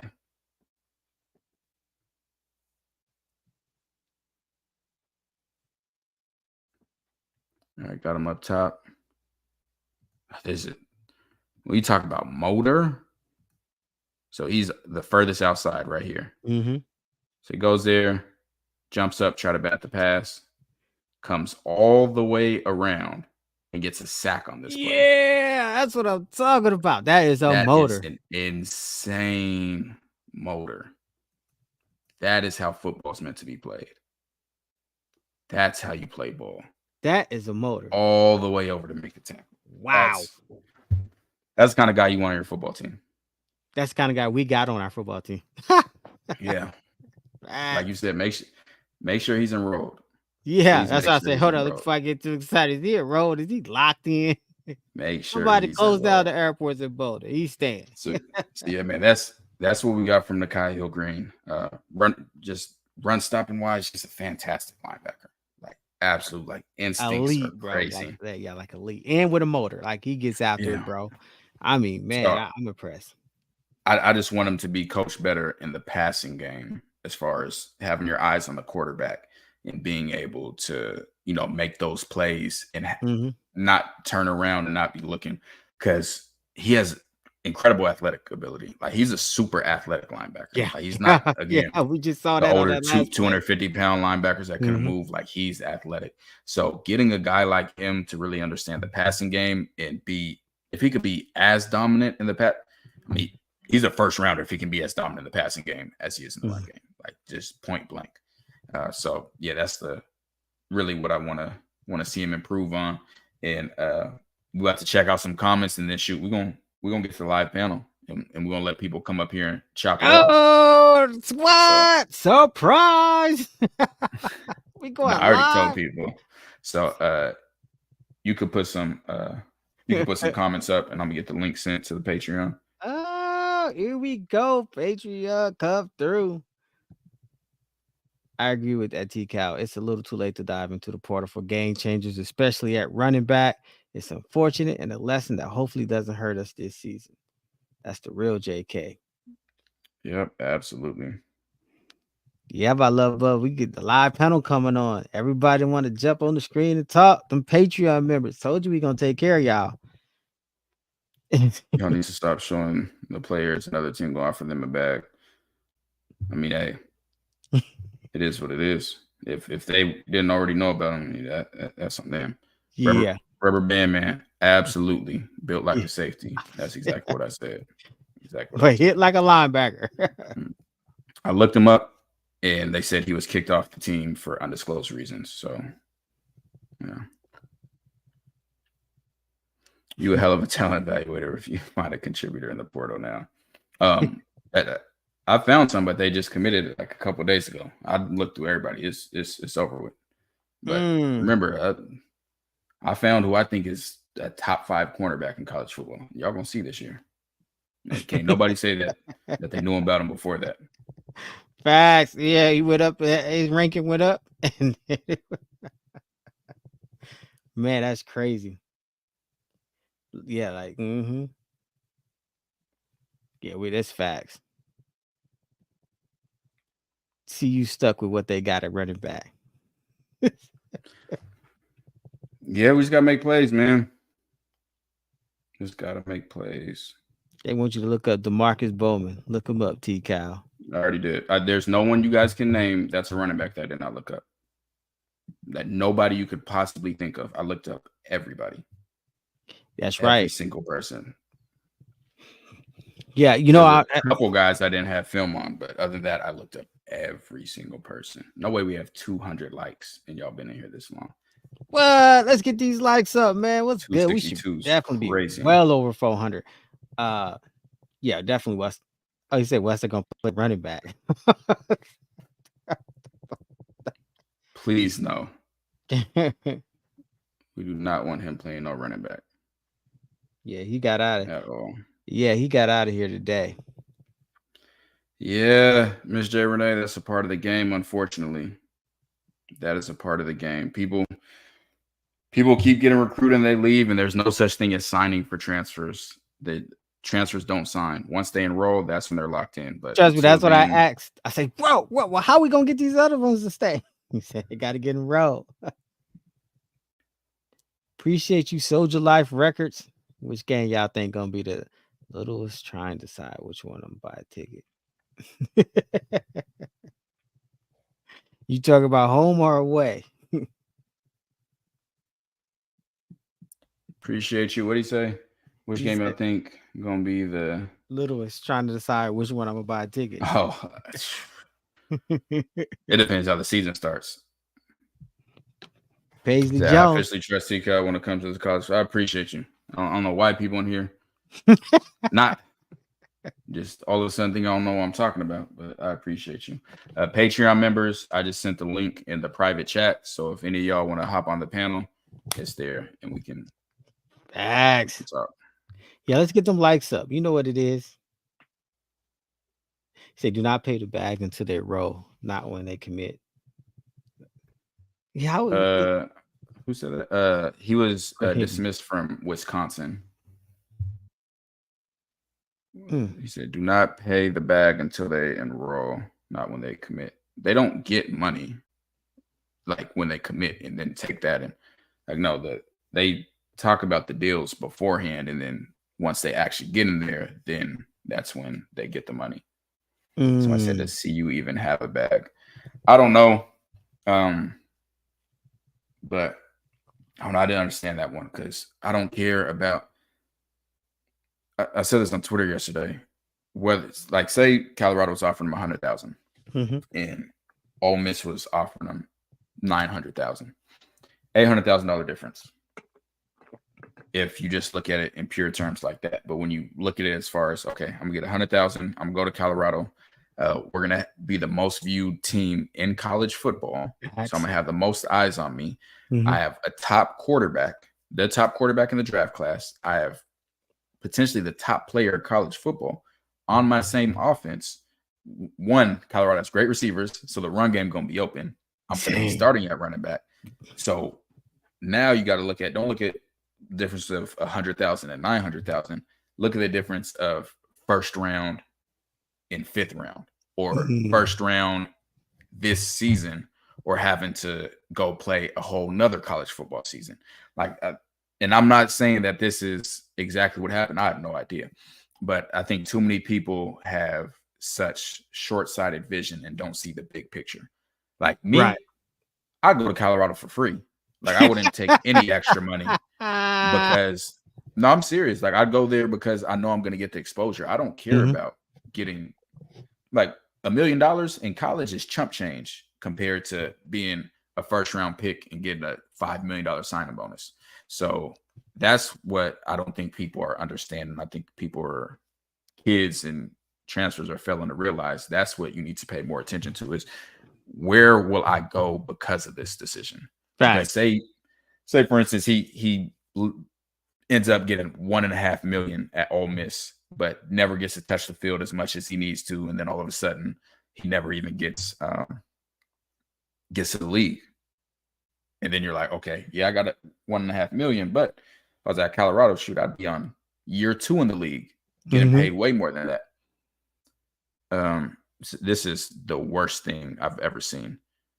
He didn't want to split carries at Colorado with one proven running back versus Ole Miss that has 5 proven running backs. Ole Miss already has their starter. Yeah. Like he's going to split way more carries at Ole Miss than like that's not even comparable. So that's people were saying he's scared of competition. Ole Miss got 100 times the competition Colorado got at running back. So that's definitely wasn't the reason at all. He got in his feelings, man. I don't know. I ain't gonna jump the cloud. I don't know. I don't know what's going on, but he gone. So it is what it is. Yeah. If I got 1 year left, I had 2 years left when I left Nevada, and I did not care what school I was going to. I'm going where I can play. That's facts. The head coach at A&M, he was one that recruited me to Nevada originally. He said, I'm looking at the depth chart right now. He said, you're starting at any position you want to. That's all I need to hear. I don't care about nothing else. Don't care about being at a bigger school. I'm going where I can. That's the greatest put myself line. On tape. That's the greatest recruiting line ever. Any position you want. Say nothing less. All I needed to hear. TK, have you watched any film on Kyron Garcia? Yeah, we actually did a breakdown on him. He's on our page. He is on our page. That's another thing that is just so weird now is agents. Hold on, we got somebody on the stage. We're going to add you up in a second. But now, out of nowhere, there's agents in college football. Right. Like, so now there's third parties getting involved. And just gets wild. It gets wild. What's going on, man? Yo, what's good? Man, you know what it is. Welcome to the stage. You on Buff and Prime. Yeah. I appreciate what y'all doing. Especially having that knowledge, having that actual knowledge of the football. Y'all breaking down the film. Yeah, I like it. We appreciate you, man. Appreciate you being here, man. Appreciate it. Facts. Yeah. Go ahead. I don't wanna. I'm Oh, you can chop it up. You got any y'all. questions to ask? You chop it up. So you already did Hill-Green. I thought we had a linebacker who was an outside linebacker from New Mexico State who was like 6'4". We did him. He's 6'6". That's Nikhai Webb Walker. Yeah. Okay. What's up with him? Because we ain't talking when y'all did the video earlier. I didn't hear. Oh no, he was on there. Okay, no, he was on there. Yeah, I had him at the second D end behind both pit. So he's an edge. Mm-hmm. Yeah. Okay. He's newer to football, and he's from Jamaica, right? His technique isn't all the way there, but athleticism and like when he gets coached right, and I saw them say it in some of the well-off media videos. The coaches were like, if you can play like that every rep, like can be crazy. Yeah. So his potential's through the roof, absolutely through the roof. Yeah, I feel like this year, they brought in a lot of people with multiple years of eligibility. So although this is the year to like try to win the chip, I think Prime is setting himself up for multiple years of building that foundation basically. Yeah, I think so too. Only problem is, man, with college football is you get somebody with multiple years of eligibility, but they could just hop back in the portal again. Right. So it's just it's a double-edged sword, man. It is. That's like I understand why Saban left. Like it would be a headache different to try to be a coach right now. Because now you got to try to you got to keep them, and you can say something to try to coach somebody up, and they get in their feelings, and the next thing you know, they in the portal.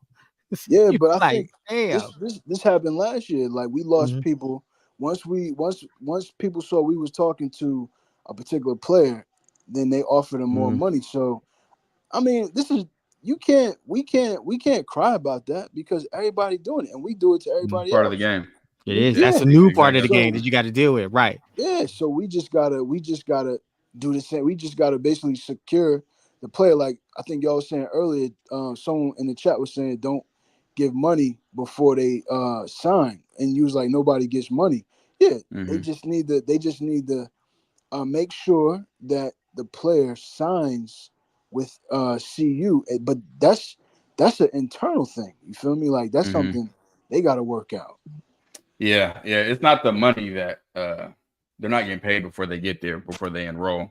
But yeah, it's just about keeping the guys locked in. And like we said, we don't know the specifics about why this or that happened.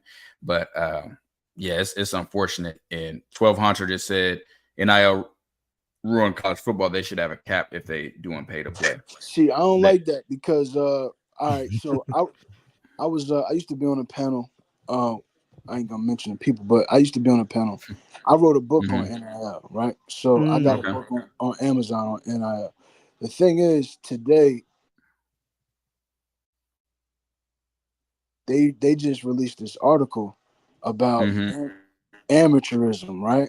So what nobody is talking about, and if I hadn't seen that article, I wouldn't even known about it. They're actually lobbying in court right now to like set a standard for amateurism.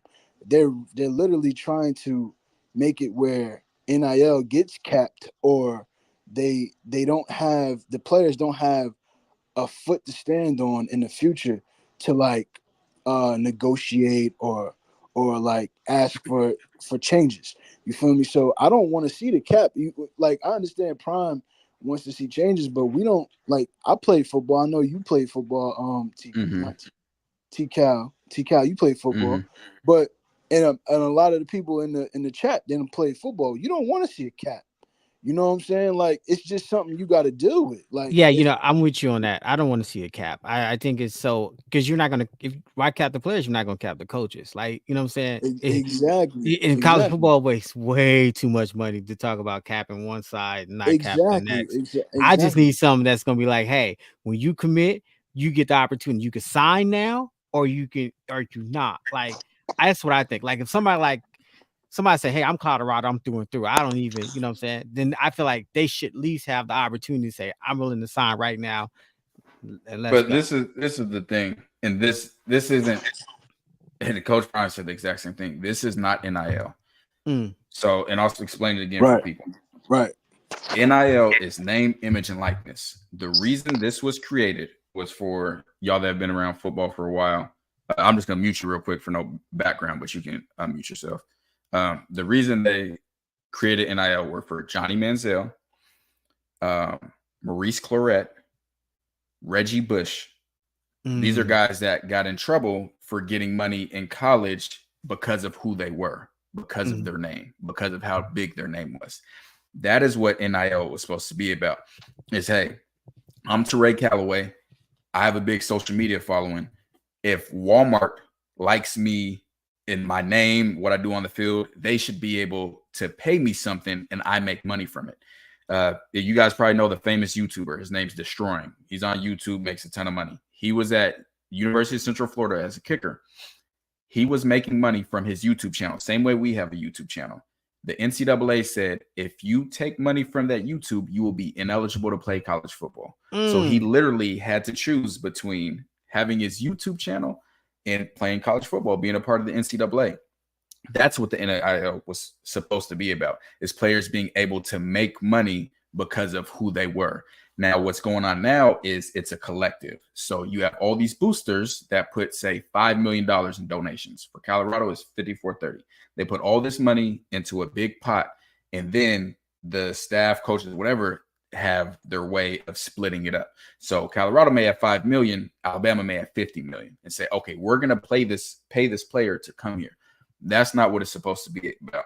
NIL was supposed to even the playing field, meaning if I'm big as a football player and I have a good social media brand, that if Walmart wants to sponsor me, whether I'm at University of Washington or I'm at Toledo, I'm still going to get sponsored by the national sponsor. So it's not tied to a specific school. It's Travis Hunter. Right. Yeah. It's Travis Hunter to Jackson State. So then it would take away the need to say, hey, I need to go to this school to get money. No, if I'm a big name and I have a big social media following, no matter what school I go to, I'm still going to make money because of my name. That's not what is happening right now. Right. Now it's just a big pot and they're getting paid specifically to go there. And that's the problem. What you just said a second ago, right? You was like, I would go to Colorado regardless because I understand their movement, their motion, right? So what these kids aren't understanding, and we don't know why Amos left or whatever, and we don't know why these kids decommit from Colorado, but you know, within the community, we've seen this happen a lot. Like people will offer money for you to like either turn your back on your people, whatever. But in this case, you're missing the big picture. The kid is missing the big picture by turning down this platform and blowing himself up. Like they're not about to blow up from YouTube, but they're gonna blow up from like what the real NIL is in endorsements and contracts and understanding relationships. Because whether you have that local community relationship with the car dealership or Coach Prime, his network through Smack or whatever, they put you onto something with Prime, like Amazon Prime or whatever. That's real. Exactly. NIL, you know what I'm saying? But they're looking at that upfront money. And in some cases, unfortunately, you know, that carrot is very tempting. You feel me? So, but they're not understanding. And that goes back to the college, like, or even as far down to the high school and the household. You're not getting proper financial education, not getting proper education as far as like, let's say if you're in college and you're a business student, like I have a degree in business management.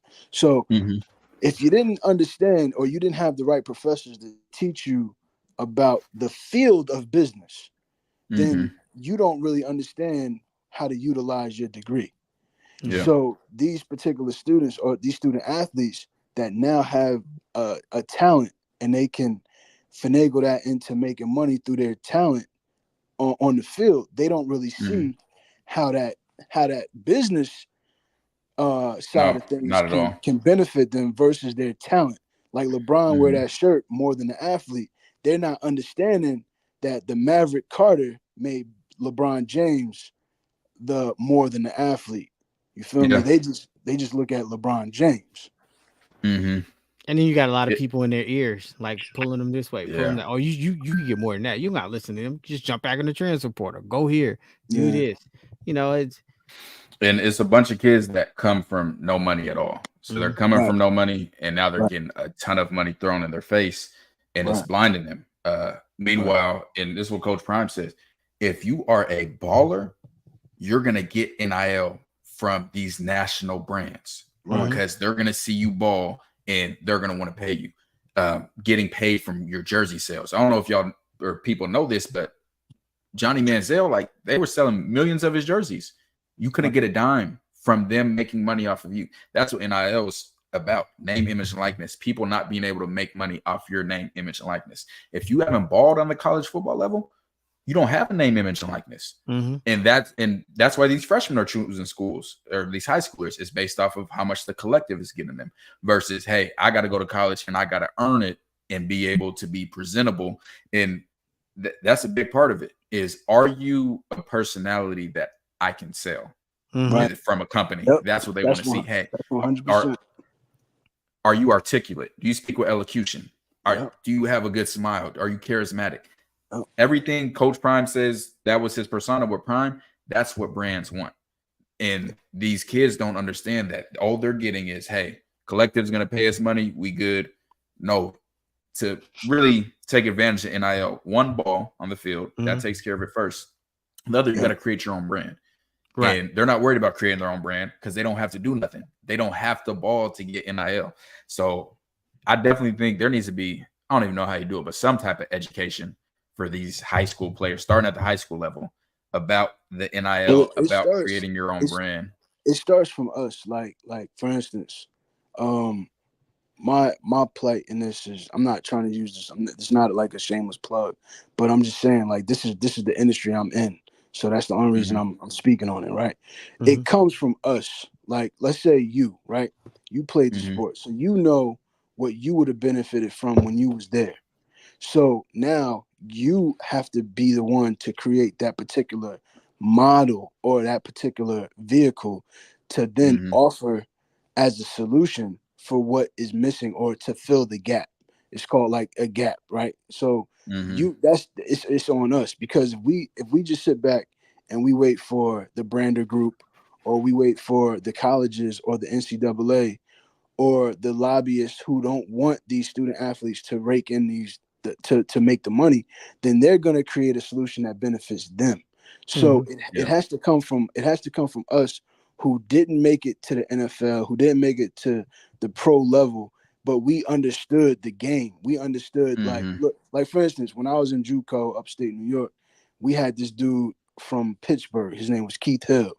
Big dude. He went to Marshall, I believe. And he was a monster. They paid everything for him.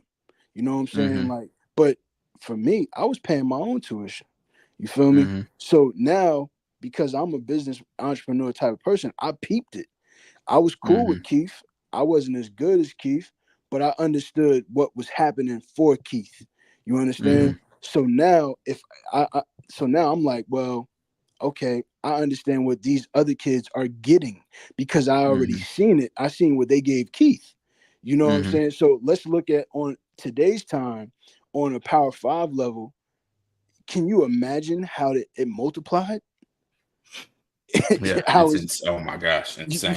You feel me? So they need to have player managers there. They need to have trust funds set up. They need to have all these different layers to protect the player. But if the parents aren't adept to that, if the player isn't adept to that, and if you got a coach that's not really focused on the longevity and the success of that player, you'll never have that implemented within the workflow of that particular player's life cycle. You feel me? So it just that's what's important.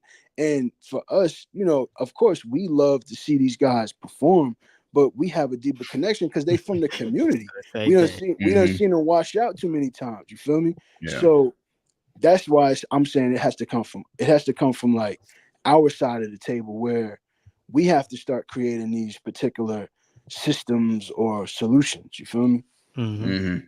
Yeah, no, I agree, man. I agree 100%. And yeah, I heard things regarding Amos, and I heard that it was something to do with his agent. And I mean, that's the problem as well, is I don't even know if there's agent regulations for college football right now. Well, they're not considered agents right now in college football. Considered NFL. So what you have now, you just got your homeboy. You feel me? Yeah. Like you got your homeboy that's managing your thing. But I actually took this course on Coursera to become an agent. So you can, like, anybody can do that. Not, again, just to be clear, like, I'm not saying that for me. I'm saying anybody can do that. If you have a brother, a cousin who is in athletics, no matter what age, but they're still in the amateur ranks, go to Coursera. It's you could take this course, and obviously I'm not getting paid from, but you could take this course, you could become an agent, but that doesn't really help you at the college ranks. You feel me? You know what I mean? So, and each state has their own regulations about becoming an agent also. Yeah, and 727 Tiger, they have agents, but he's saying it's not considered technically an agent right now. Like the way, so for NFL, I think like there's a lot of regulations. Like 3%, I believe, is the most an agent can charge currently for their services. Now they can charge different for sponsorships and stuff like that, but for the NFL contract, like that's the max. I don't know if there's anything like that for college football as far as it's technically an agency agreement. So there's a lot that needs to be changed, man. I wish that it was just the regular NIL where you could everybody made money just off of their own name. That would completely change the landscape of college football. That would allow smaller schools to recruit bigger players because now they know that if they're a national name, I'm gonna get the same national money wherever I'm at. Like, I might get a different car dealership if I'm in Miami versus Boulder, Colorado. But as far as the national money that I'll get, like Travis with Bleacher Report, Travis would be with Bleacher Report no matter where he was. That's true NIL. He balled, so now he has these national brands. Travis doesn't need collective money because he gets national brand money. And like, man, when I was in college, I had companies that I remember this one company, they did like customized Xboxes and Xbox controllers, and they were trying to send me some stuff. And I told them, I said, hey, if it ever got found out that you sent me a free Xbox, I'd lose my college eligibility. Like, that's how serious it was. Yeah, it was crazy. And that's why they tried to change it to what it is now, but then collective just threw everything off. So it's an unfortunate situation. I'm gonna tell you, like, the research that you do, if you go down the rabbit hole of the Brander group, it's basically no vowels. It's just Brander without the vowels. You'll see, you'll like open up to like so many things, because these guys are trying to create the union for the college students. And they were the ones who kind of held up the NCAA game in the beginning, because they didn't want these players to only receive $500. You know what I mean? Yeah. They were trying to represent the college players and get a big cut. You know, you know what I mean? So this is the problem. This is what I was just saying earlier. As long as you allow these other people to handle your business for you, you're never gonna get what you really are worth or what you deserve. Yeah, and I'll talk about the video game real quick. Sitting out of the video game, especially for money, would be the dumbest. It's the same thing, man. So you got to think about big picture. So one, if you know the college football video game, there were never names before. I was on the last college football game to ever come out, NCAA 14. There were never names before. So $500 to people saying, hell no, I want $5,000. Like if you holding out to get $5,000 and saying no, 500 isn't enough. The reason kids everywhere know all these NBA players' names, these NFL players' names, isn't as much from TV as it is the video games. You put yourself in a video game for that $500, which is below what you want. Now you're able to become more of a household name because now you have adults, kids playing with your player, checking the ratings, like having a sense of familiarity with you, which then gets your name out there more and pushes your brand more. Yeah. So regardless, if you choose to be in the game or not, the game's still going to go on. Yeah. Like you don't hurt the game at all. The game survived for NCAA 14 probably started like 97. So the game survived for 17 years without any names in the game. So you saying, oh, I don't want my name in the game, that doesn't help you at all.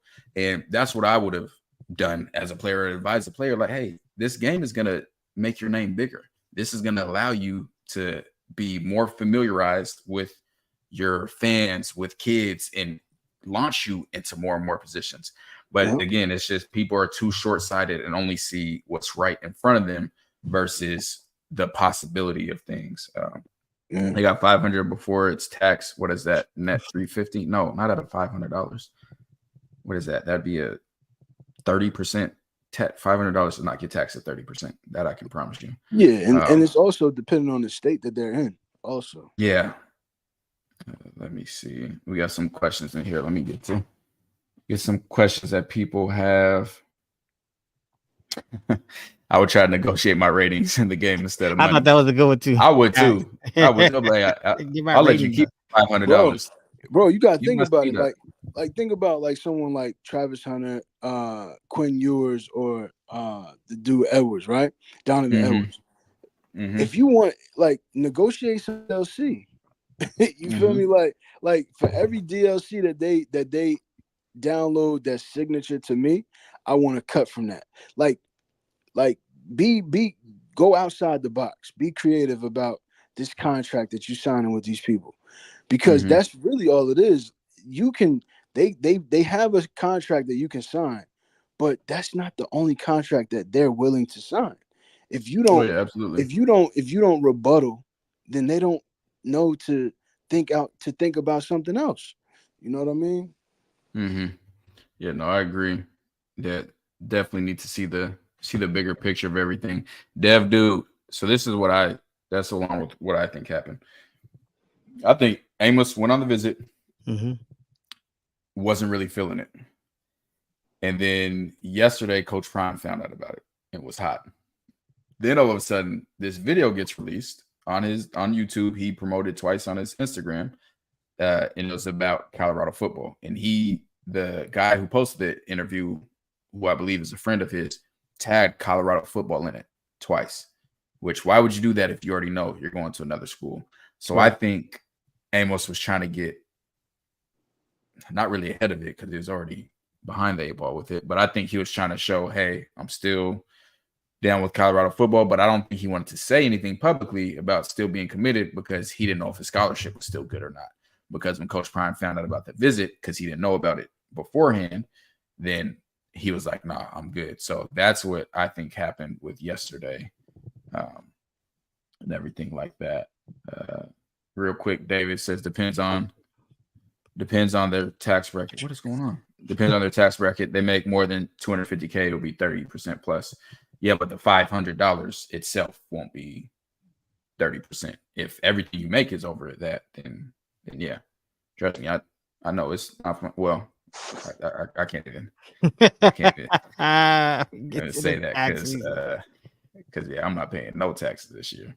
And I don't care if the IRS hear it. I know how to work the system. No, what you're doing right now is part of the business, bro. This is a meeting. This is a business meeting. Yeah, no, absolutely. Absolutely. No, facts. Comments I wanted to pull up. Okay. Have you considered that NIL actually limits the amount of players that can earn a living, considering that national brands will continue to be highly selective like they are now? National brands are always going to be selective. So no, it doesn't limit it. I'm not sure limited as to what, because before nobody could get anything from national brands. Right. Now everything can. So I'm not sure what limitation that would cause. And I don't want to hear nothing about players not making a living. I literally had to sell my iPad to pay rent during the summer when I was at Nevada because I was that broke. Like my uncle had to buy me air conditioner because I was in an apartment with no air conditioning in Reno, Nevada. Like, bro. I don't want to hear nothing about that. My father came up to upstate New York and built me a bed. He built the bed platform, and I had a freaking air mattress. yeah. It'd be like that, man. I promise you, it'd be like that. Yeah. Let me see. Definitely. These players are smart. Taking out loans. If these players are smart, create an LLC or S corp and trust to pay themselves, and then it helps on taxes. Yeah.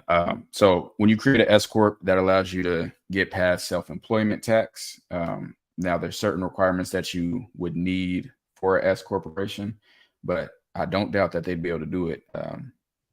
Yeah, if they get paid through their S corp, then they could pay themselves on W-2 to get by self-employment tax.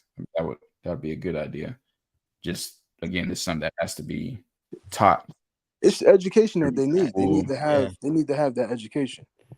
You know. Let me add Panther up. What's going on? What's good, Panther? Hey, what's up, guys? How you doing? Good. We here, bro.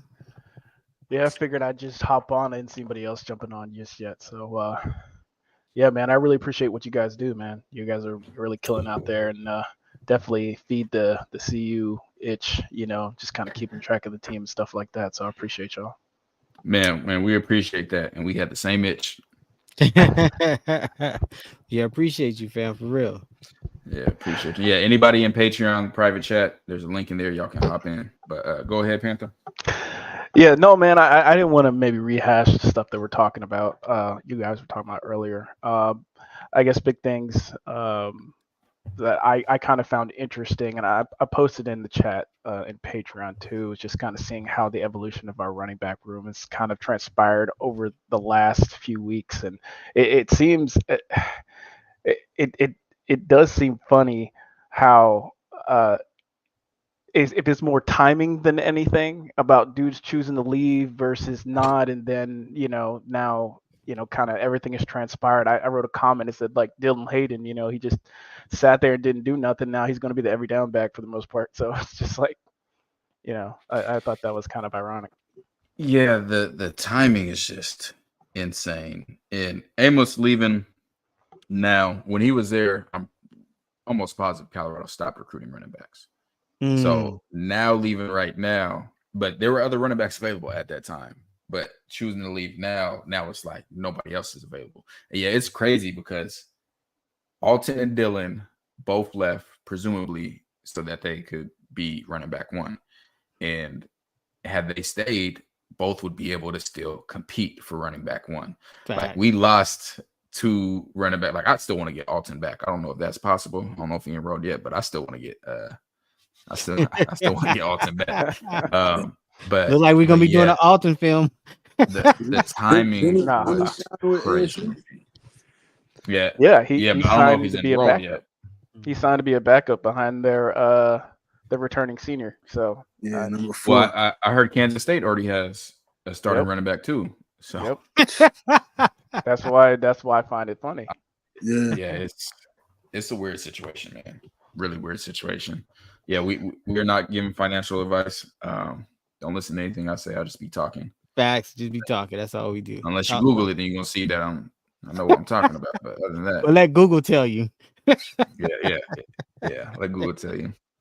Hey, Christian, man, it's fun over here, man. We in the private chat every single day, chopping it up and asking questions and stuff like that. And any knowledge I get that I won't even may not put on Twitter, I put it in the private chat. So yeah, that's facts. We have a good time there. Yeah, we have a good time in there. Somebody said we lost 4,000 yard backs. I wouldn't say 4,000 yard backs, but we definitely lost some. Did he not commit somewhere, Eric Brantley? I thought he committed to like Georgia State or somewhere. Unless I'm tripping. I thought he went somewhere. But yeah, I don't think Coach Prime is very happy with what's going on. And man, I'm telling you, I'd be stressed as a coach. I'd be stressed and irritated trying to, because it's going to get to the point where, like, man, Travis Hunter's a rarity. Like, that superstar that doesn't act like a superstar, that isn't trying to just chase the next biggest bag, because that's what you're going to get. You're going to have players do the Darrelle Revis, where, remember, Darrelle Revis was very smartly on his part, taking a franchise tag every year and just going to a new team, just to the highest bidder and balling.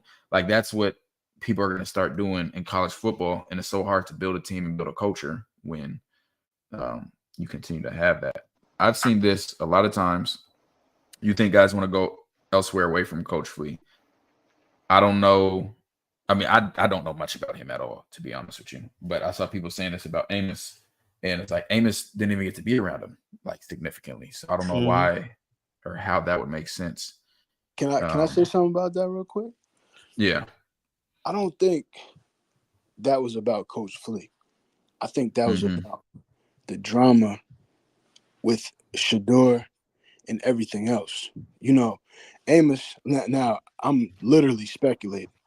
When you're older and more mature, you don't want to go through all that stuff, yo. You know what I'm saying? Like, who wants to be called mid, you know, or just be caught in the whirlwind in the vacuum of all that other stuff? So I'm not gonna lie to you, bro. If I was worried about being called mid as somebody who I know is a star, I'm a sucker.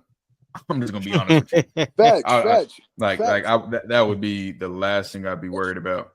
That's facts. And the other thing with Amos is this is his second school he's transferred from it. So I don't think drama is what he's too worried about. I don't think the Shador stuff had anything to do with it personally. I don't think it was Coach Flea though. Like, no, I'm not saying that either. Like, I think what I was told was that it was the agent. I was knocking Coach Flea for the Ultimate Casco joint. Like, I literally blasted Coach Flea for that joint. You feel me? But now I don't know. I don't know if it's Coach Flea, and I don't know if it's Coach Hart. You know how we was blasting Coach Hart about the linebackers. I don't know if it's the coaches. You know what I mean? I wouldn't say it's the coaches, because you saw in the video, Coach Prime, you know, he made the decision to elevate Charlie Offerdahl to number 2.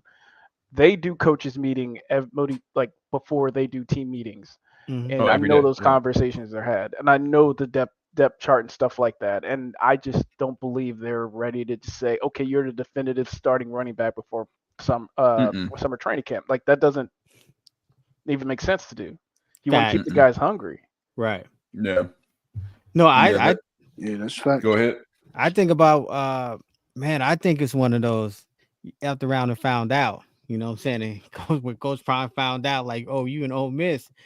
At this point, I don't care. You know, there's nothing else to be said. You know what I'm saying? Because I have a standard now. Like, because you remember Coach Prime always say I'm old school. Like, I don't play this. Like, I don't care who told you to take your butt to Ole Miss on this visit or whatever was said. But when I found out about it, now you helped around and found out how I'm gonna deal with it. You know what I'm saying? And I think that's just what it is, bro. Like, hey. And you're right. That's the standard. Like, however they implement the money into that particular standard, that's what they need to do. Like, look, you come in here, you got all these you want to go to the league, we got all these NFL pedigree people here. Why are you coming here? I mean, and then come here. This should be your last stop. And if you come here and you commit, then you don't need to go anywhere else.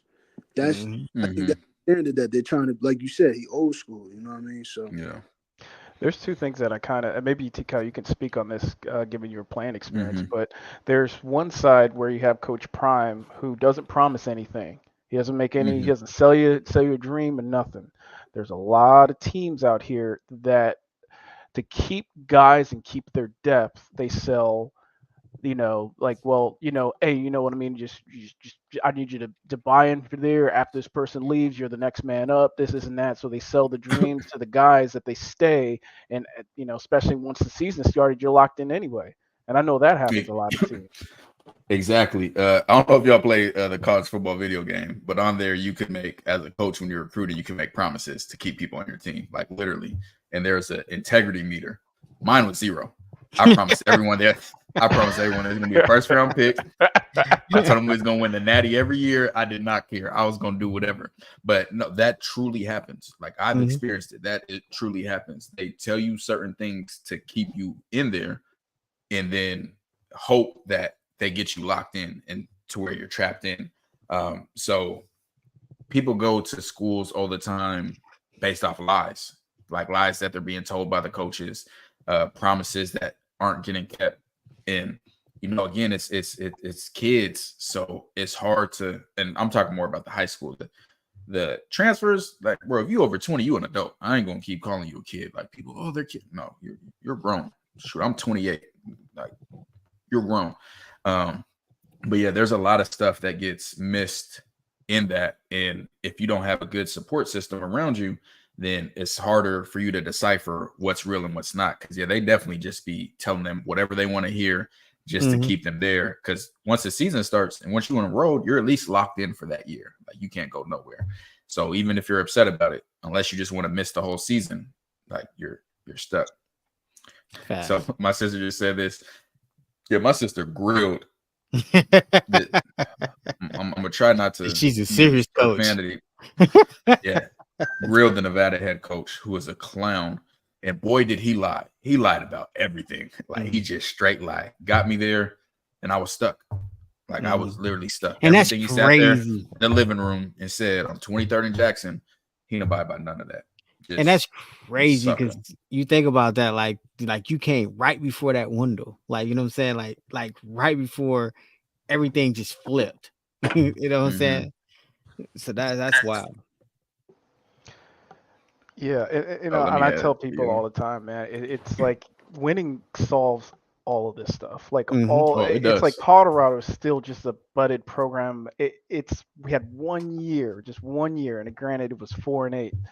But a lot of, man, here's the thing. CU is the one anomaly that, in my opinion, in college football, to where people don't really are going to play for Colorado. People are going to play for Coach Prime. That's not the same. People, like, granted, yeah, you have a lot of these other big name coaches, but nobody's saying, oh, I can't wait to play for Lane Kiffin. You know what I mean? Like, no, it's Ole Miss, it's Alabama, it's Ohio State, it's these blue blood programs that recruit themselves. And if the coach switches out, there still be blue blood programs. And so you need that history of winning to really solidify that stuff. And I think I'll be kind of curious. Like there were some conversations back on why Prime doesn't recruit, even if there's not a lot of recruits, why he doesn't look at in-state talent. Because there is no talent. That's my one bonus. That's what it is, really. If I don't know. 4 or 5 stars coming out of Colorado, bro, they'd be on them easy. Wasn't where's what's his name from? The dude who was committed like forever, athlete, ended up going to commit to Texas. Where was he from? I'm not sure. His name. You don't know his name? Nah, maybe Aaron something. He was like supposed to be a really, really big recruit for the class, but he ended up not going to college. It was a high schooler. Like he was supposed to be like he was committed for a long time. He skipped his senior season to get ready for Colorado. He was supposed to be a freshman this year. Aaron Butler. Yeah, somebody said Aaron Butler. Oh, is he from California? Yeah, he's from California. Calabasas. Okay, I thought he might have been from Colorado, but yeah, there's they didn't recruit a lot of players in general, so I think that was more what it was because that was his only. Yeah, that was only high school class, right? Well, real high school class because last year he came in December, so he didn't have a choice for any of that. But I think he'll recruit in Colorado more. Yeah, I think we got a DB from Colorado. Sorry, bro. We got a DB from Colorado. He came last year. He's mad fast, very athletic, but he was a walk-on. Yeah, I was about to say you probably walk. Yeah, and then they got wasn't the one kid that transferred? He was a big high school kid out of Colorado. Was it from Ohio State? The tight end? Yeah. No, what I was gonna say is that Prime has said in multiple interviews that he's doing like 60 transfer, 20 grad, and then 20 high school. It was like something like that. 40, 40, 20. Yeah, 40, 40, 20. That's what he said. Yeah. Yep. That's what I would do. Like I said, Yeah. why am I going to waste chasing down a 17-year-old when I can get him in the portal 2 years from now? Yeah, after he had some experience in through the portal and the NIL, because I think any high schooler, no matter what their star rating is, because you've seen it, when transfer portal come around, I'm not feeling this coach, I'm hopping in the portal, or I'm not doing this, I'm hopping in the portal. So I think the whole high school thing becomes relevant anymore. Like, it don't matter, because that's the other side. Why am I going to chase his high schooler when he going to leave me in a year? Exactly. I was just about to say the same thing. It's pointless. Like, if that high schooler doesn't believe he's going to be in the 2 deep or get significant playing time after one season, he's out. He's out of there. Facts. And you got all them other people in his ear talking about, hey, this school gonna offer you this bag, or you can go here and start. They're just gonna hop. It's gonna be the ones that's been around by going from their second to the third year, and that's gonna actually say, I'm gonna commit, and they're gonna commit because they're gonna been through the mess. They've been through a round. They're gonna be ready. Eric Brantley left after 10 practices because they said he was gonna redshirt. That's crazy. And that's one of our top recruits. Well, he was a 3-star, and he was undersized for edge rusher. But I tell you, his high school tape is some of the best I've ever seen in my life. Bro. Yeah, go watch his film on our. He's a monster. He's a monster. But like I think Nick Williams said if he was 6'2" or 6'3", he would have been like a 5-star or something like that. But for these kids, man, like now you got the Power 5 or the Power 4. And you got the group of 5. Like, listen, if you're not coming into college, a Power 5, and you're not starting, like, if you're not a Jordan Seaton, like how on 3 they do a 5+ star. If you're not a 5+ star, you might as well go to a group of 5. Get your feet wet, treat that like the farm system in baseball, and after 2 years, transfer to a Power 5 school. Like, if you want to play. Yeah. You know what I mean? That's literally how they should be looking if they want to play. But if they're not worried about playing, then go redshirt and get that money. That's what they should do. That's a good point. Yeah, a lot of them should definitely be redshirting and just man, like study the game, bro. Like these coaches be lying, bro. You're gonna come in and start come camp time. Like you low on the depth chart and it's too late to transfer, so it's kind of catch-22 with that.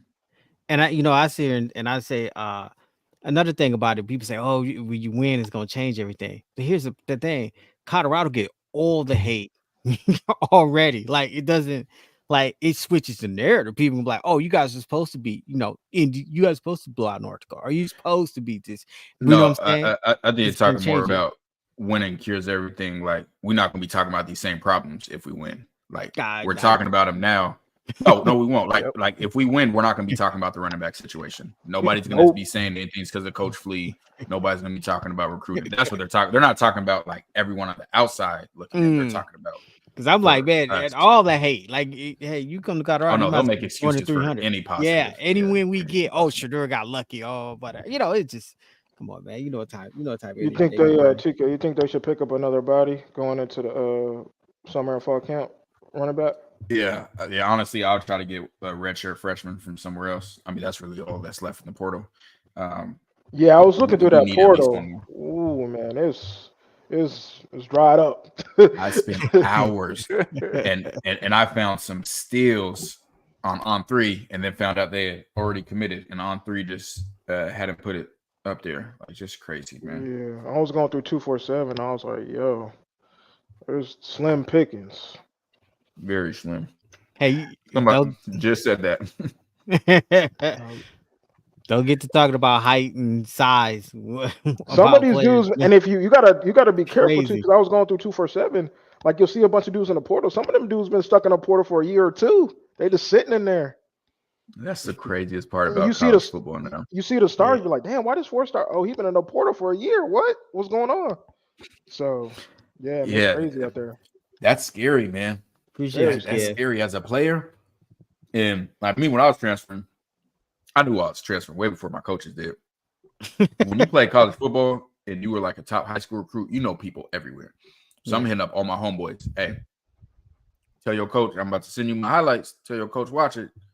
See what's good. So I was already filling it out. These people just get mad and just enter the portal because there ain't no way you should ever hit the portal and end up stuck there. Get stuck in the upside down. That means you didn't. That means you did not fill out the room and see who was interested in you beforehand. Like, because even though coaches can't talk, players gonna talk to their coaches. There's middlemen. Like, it's insane that these guys are getting stuck there. Like, bro, you gotta go to JUCO. To piggyback what you're saying, Prime is so real on that aspect because he said, look, just talk to us. Mm-hmm. like talk to us. Help you find somewhere. We'll help you find a place to go. Like, that just goes to show, like, these kids that jump into the portal and don't immediately find a place leaving Colorado, there had to be some issue with how they were performing or how they were behaving, where the coaching staff probably wouldn't even give them the time of the day, or they was too shy or ashamed to go ask, for some help. You feel me? Yeah, it's one of the. Yeah, my coach told me he was gonna help me. I said, as soon as my papers are gone, I might slap you. You ain't helping me with nothing. I'll be damned. But I assume that they don't have that relationship with Prime that I have with my coach. I can't stand him.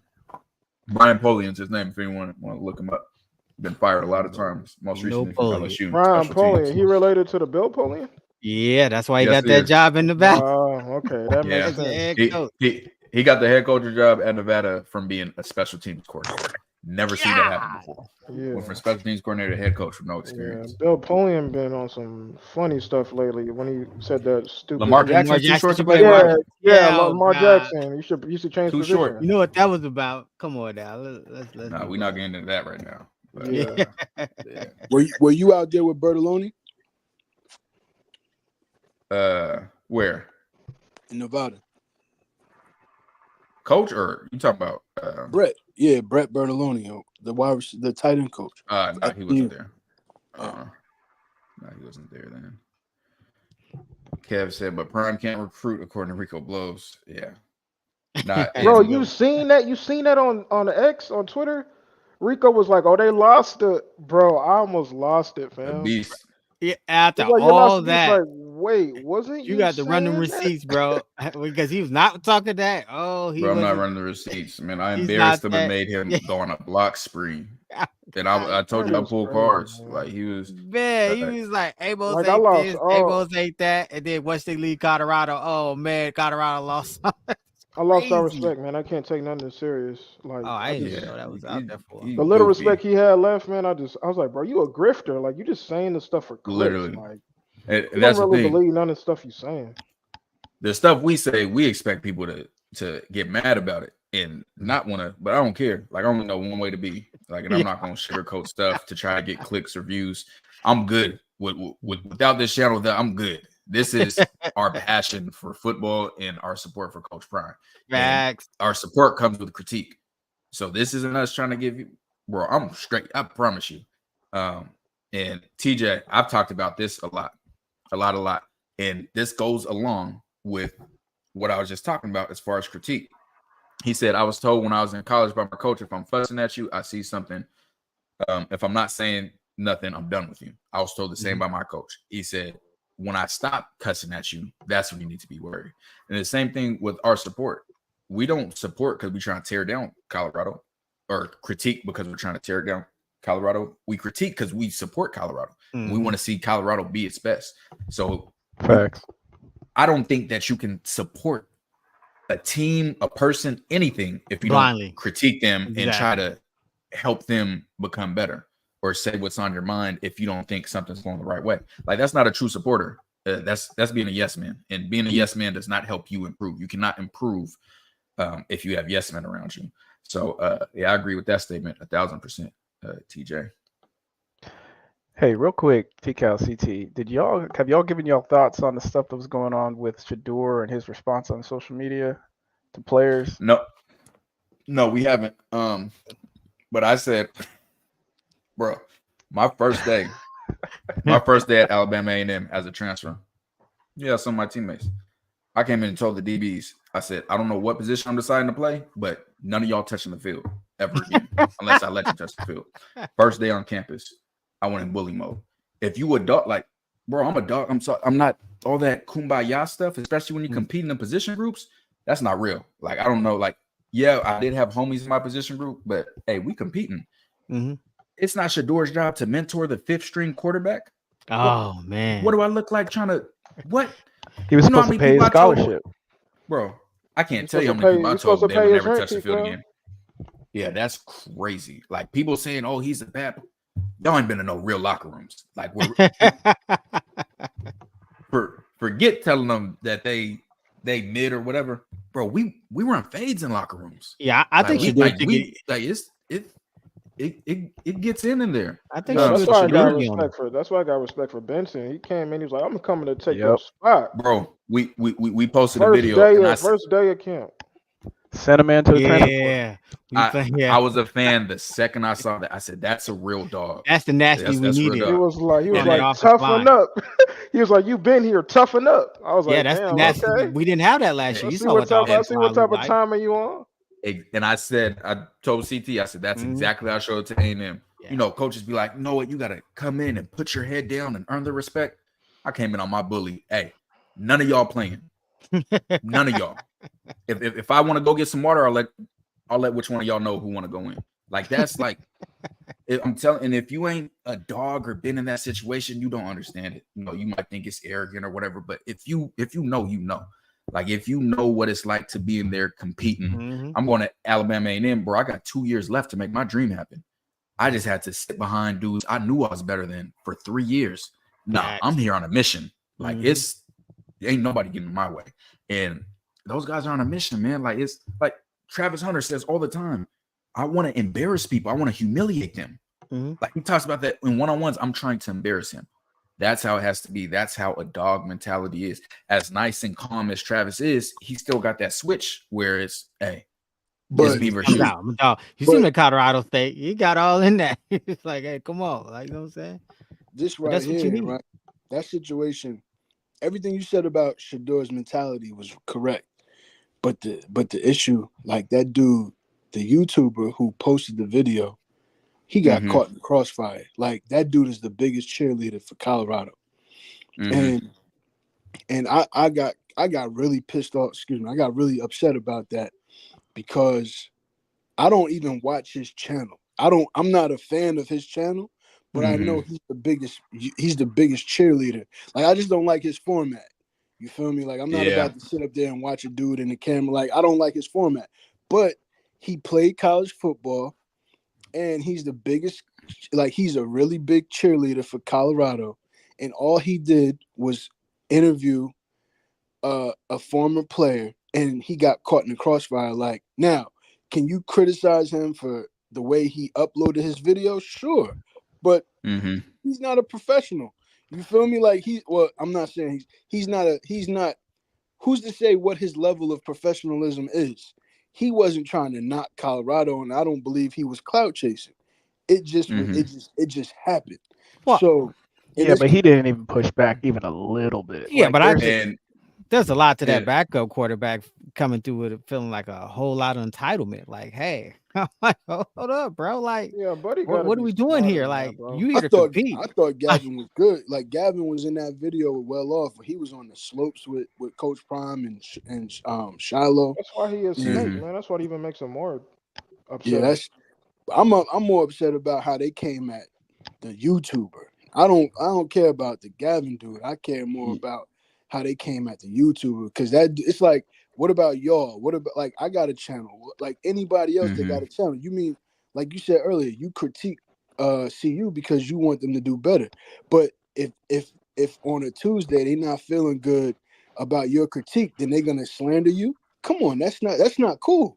You feel me? Like, nah, you put in too much work, and you actually, the time that you devote to, whether it's fandom or whether it's like a body of work, a proof of concept for you to get to something bigger, it's devoted to that particular program.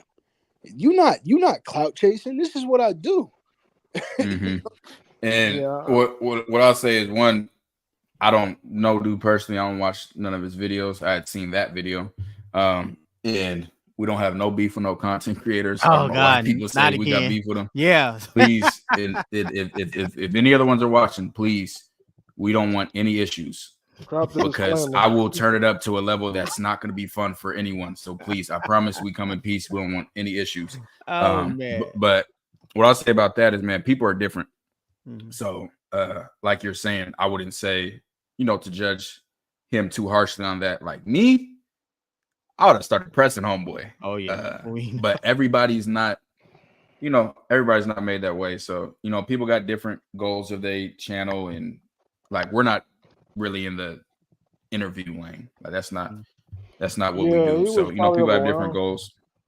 But I feel like he should have known a little bit better, man. Like you gotta know, because it was a few weeks, like a week or so ago, when the stuff happened with Shador and the Athletic article came out, and Shador came out and was like, what Shador say on Twitter? He was like, oh, I don't remember him. He was mid, Oh, dude, Gavin, he went ahead and tweeted nepotism like on some slight stuff.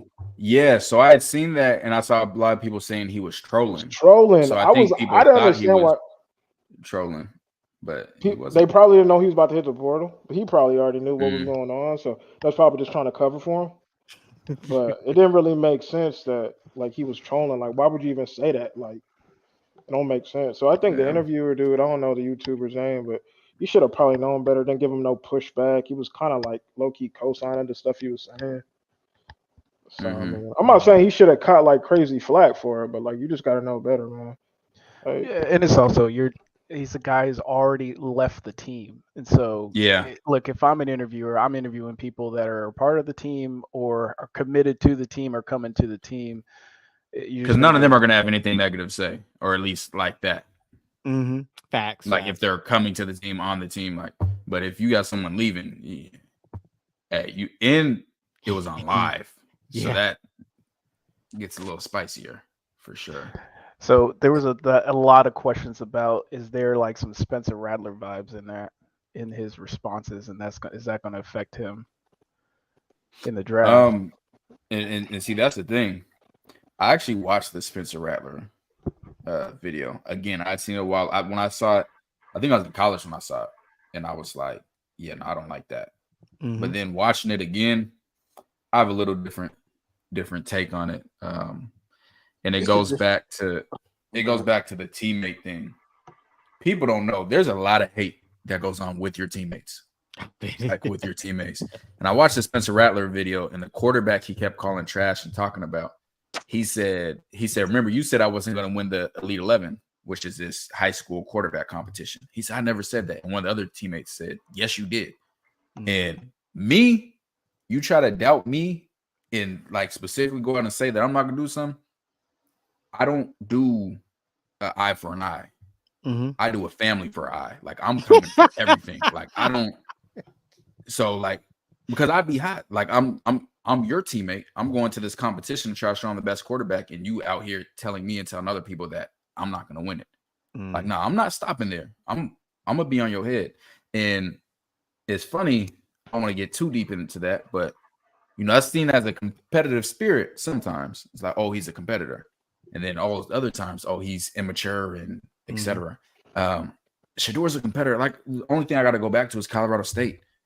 He's the only person that went up there when Travis got hit. Nobody else went there. That's all. If NFL scout, and mind you, these scouts don't be knowing none of they talking about. But if they have any questions, that's the only clip I need to see. Is his player got hurt? Who was the first running up there to defend it? Usually, you see situations like that with a quarterback getting hit, and then the teammates come. No, the quarterback ran 20-something yards, maybe 30 yards to go defend his teammate. I don't need to see nothing else. People that are saying that it's going to affect his draft stock are delulu, man. Like that stuff only matters for like. Go ahead, Tina. I think it will affect his draft stock idiotically because they're stupid scouts and stupid GMs. Oh, we know. And the media. Bro, we saw Baker Mayfield running from the Cubs, holding his crotch. He used to win #1 overall, bro. Like Shador sent out a tweet. Then you got a disgruntled 6-string quarterback saying some stuff on a YouTube. It ain't going to affect this live. It ain't going to affect. He played at Northeast Oklahoma A&M. I swear, I did not believe that was a real school. Like, CT, you know, that's the schools I be making up on here. Yeah. When I be like, oh, this ain't such and such, bro. Yeah. Northeastern Oklahoma A&M. I had to double check that, and he only had 30 completions in his career there. I was like, this is who y'all. But Gosh, yo, all right. So what my man just said, right? The difference between that Baker Mayfield incident and the Shador is the time and the era that we're in now. Like, think about all the people who have lost their jobs, who don't play sports, that had something on Facebook that was like not politically correct or racist or something like that, and then people just like shouted them out to their company, right? So you gotta have that type of awareness. You feel me? Like, in today's culture on social media, like that. Like, I don't have nothing wrong with Shador responding to homeboy, but when you think about it, the same way they got at and criticized Coach Prime for his little Twitter stuff, it's like you're too big for that. You feel me? Like, you should understand the environment. That that person had 45 followers, and Coach Prime drugstore something. You feel me? So that's the difference between the Baker Mayfield thing, because Baker Mayfield didn't do it on social media. He did it on TV. You feel me? And it was a different thing, and it wasn't national. It wasn't a national broadcast.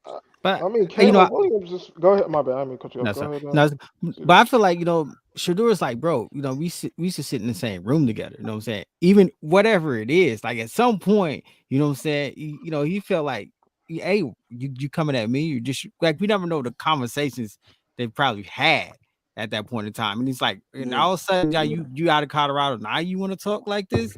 But when you was in my face, you were talking different. So Bro, then, sometimes you got to make time for that.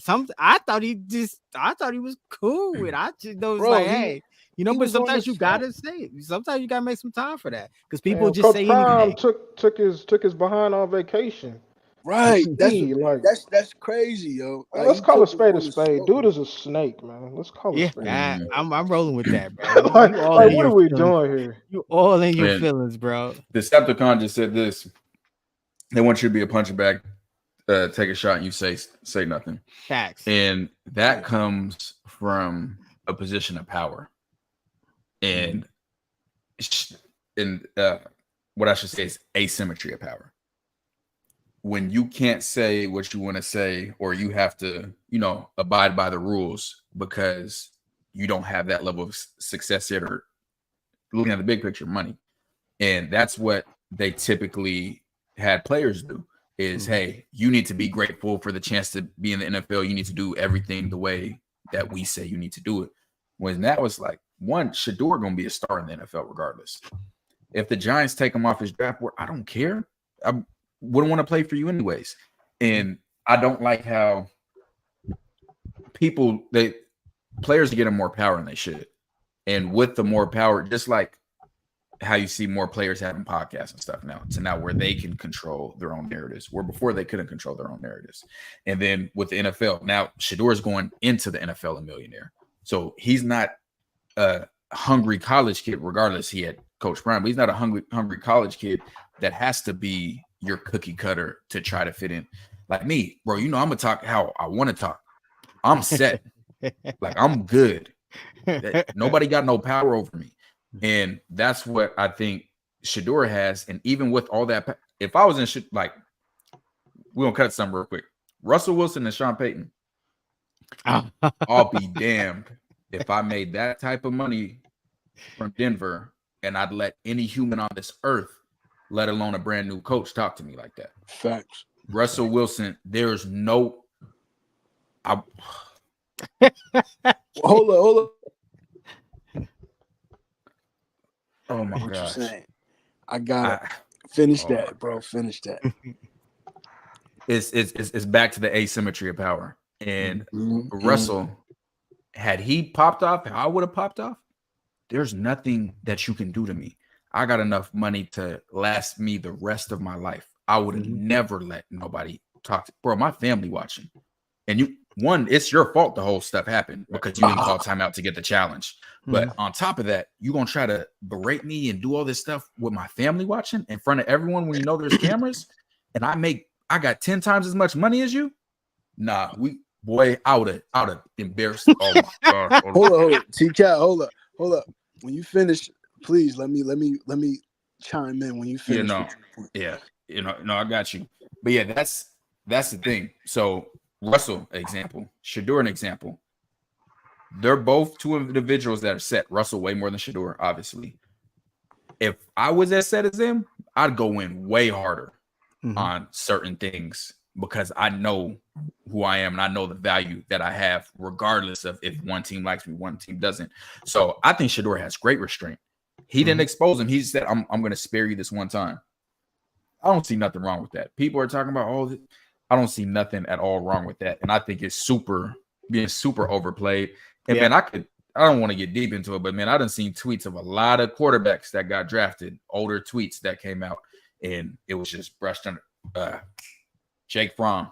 Y'all can go look it up. I ain't going to put it in there. Jake Fromm. And he's still, so, but yeah, go ahead, bro. All right, so check it. What Russell Wilson did was, I would say, part of the 48 laws of power. Everything that Sean Payton was doing was trying to instigate or make him flip out so that they can use he wanted that to lose that money. So Russell Wilson, to try to find a loophole in the contract to do something detrimental to the team. Oh, absolutely. That was a master class where all of these athletes that have a little bit of melanin in their skin, they need to pay attention and see that Russell Wilson, you may call him corny, you may call him whatever you want, but on national television, getting chewed out by his head coach, just so he could flip out, so they could use that against him to take away how much money. Russell Wilson's not coachable. None of this. They can't take away that money. They can't take it. But if they would have used that against him for conduct detrimental to the team, how much was it? $78 million or something like that. Yo, and he kept his composure on national me, bro. There's no way in the world I'm keeping that composure. Yeah, I got enough money for my kids. Oh yeah, you're not doing that. That actually made me more of a Russell Wilson fan, to be honest. Because seeing the stuff that he has to go through, right, and still I was never a Russell Wilson fan when he's with the Seahawks, and I grew up in Seattle.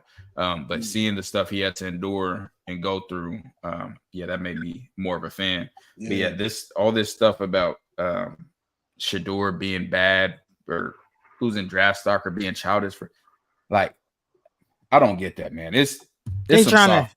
It's Colorado. I mean, he's a Sanders, you know what I'm saying? And they're just trying to do whatever they could do because their whole goal is not to let Shedeur be the first quarterback taken. So it's a whole narrative. Anything he does is going to get criticized. I mean, it just comes with it. But the NFL is different in the sense of, hey, you guys, you play around if you want to.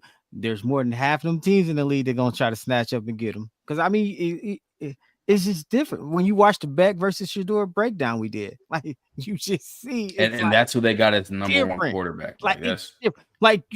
And Beck is the number one quarterback. They say he's going to go off the draft. Yeah. Okay. But we see this every year. Every year in the NFL draft, what was it? Zach Wilson, Mitch Trubisky. They just come out of nowhere and be like, "Oh, this is that guy. This is that guy." Nah, man, look, the film don't lie. You know what I'm saying? Film does not lie. So, hey, no, but yeah, some teams will take him off the board, just like some teams drafted Zach Wilson. Like it's you got a lot of people in these positions of power and decision making that don't know what they're doing. So yeah, it's crazy that it's getting so much attention. But like I said before, winning cures all. They win, everybody's gonna have to find something else to try to. You know what the narrative's gonna be? Coach Prime's leaving. He's going.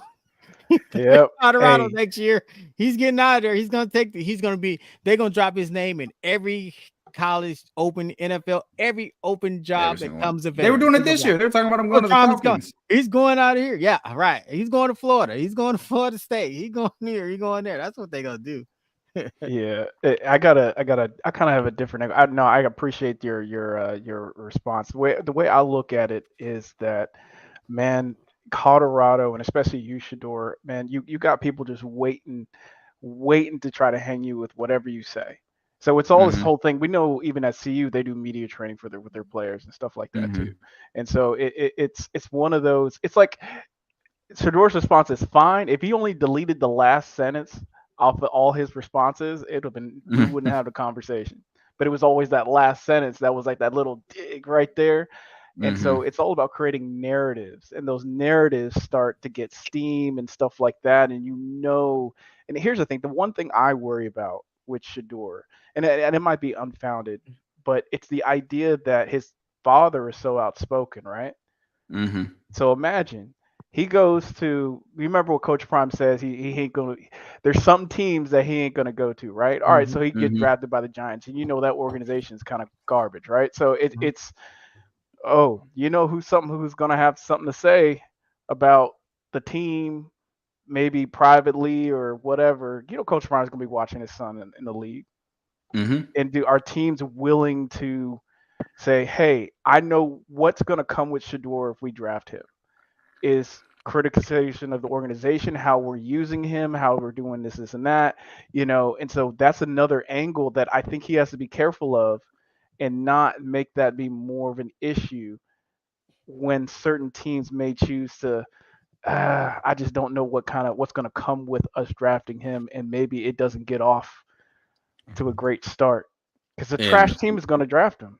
what I'll say to that is I better not hear a single team say that, because I wasn't hearing them say that about Eli Manning. Eli Manning, the Manning's Eli made it Manning so sat in cold. the draft room It's like I'm not pouting going and to the said, Chargers, yeah, he said, I will not play for the Chargers. They and he, drafted him and he refused. John Elway did the same thing. yep. I'm a football connoisseur. I know the history of the game.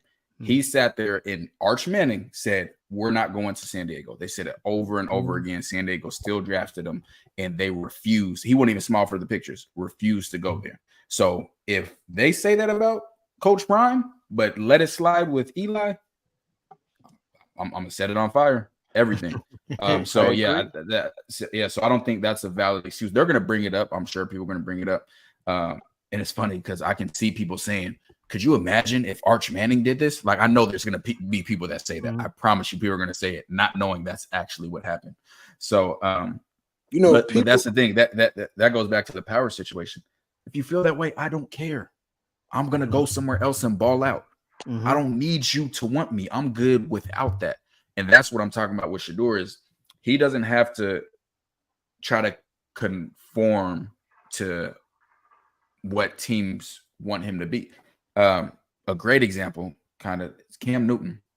Cam Newton, it's funny. The reason he's so hated is because he, as a player, he was unapologetically him.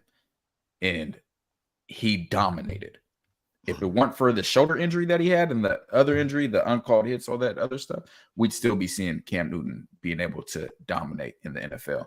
And he did it his way. Coach Prime, Coach Prime walked out of a meeting with Bill Belichick when Belichick was with the Giants because Belichick said his draft pick, and Coach Prime said, I'm not going to be there at that pick. Coach Prime didn't care that they were scratching him off his draft board because of that. He said, I'm controlling this narrative. I know who I am. I'm the power in this dynamic. And that's what I'm going to show. And I think Shador is doing the same, but Shador is nowhere near how outspoken Coach Prime was. So, like I said, I know they have media trading. I know they're taught to do this and do that. But it gets to a point, sometimes you just got to, I'm in real estate. When I first started real estate, man, I was like, okay, I got to wear a suit every day. I got to do this. I got to do that. I got to bring my business cards around. Man, I sell more houses than a lot of people anywhere. Man, I'll show up to a house wearing flip-flops, a tight shirt like this, and still get it done. I'm established. I don't care if some people may say, oh, I don't want that. That's cool. I got 50 other clients. I'm not worried about that. And I think Shador's getting to that situation, which I personally like, to where he's like, hey, I am who I am. If y'all don't like it, cool. I'll go to another team, and then I'm going to make sure we play y'all and dominate y'all. So I don't have a problem with him saying stuff like that. He's not swearing. He's not cussing. He's not bullying nobody. He's not saying and he's not politically incorrect things. He's he said, "I'm gonna responding, spare you."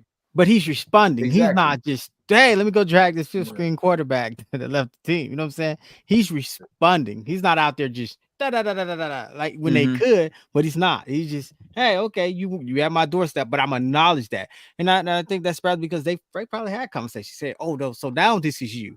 But you wasn't like this when we was face to face or when we was in the building. But now that you're no longer Colorado, now you bring it, this is the way you talk. Like, that's disrespectful. Like, I mean, you're disrespecting his father. You're disrespecting everybody at that point. Come on. Yeah. And like I said, me personally, if I'm a scout and I'm trying to get me a competitor, someone who's gonna lead my team, I want my leader to be a sucker and just let people I'm being serious. Like, let talk people about just it. walk all over him. Yeah. Yeah. Or do you want that?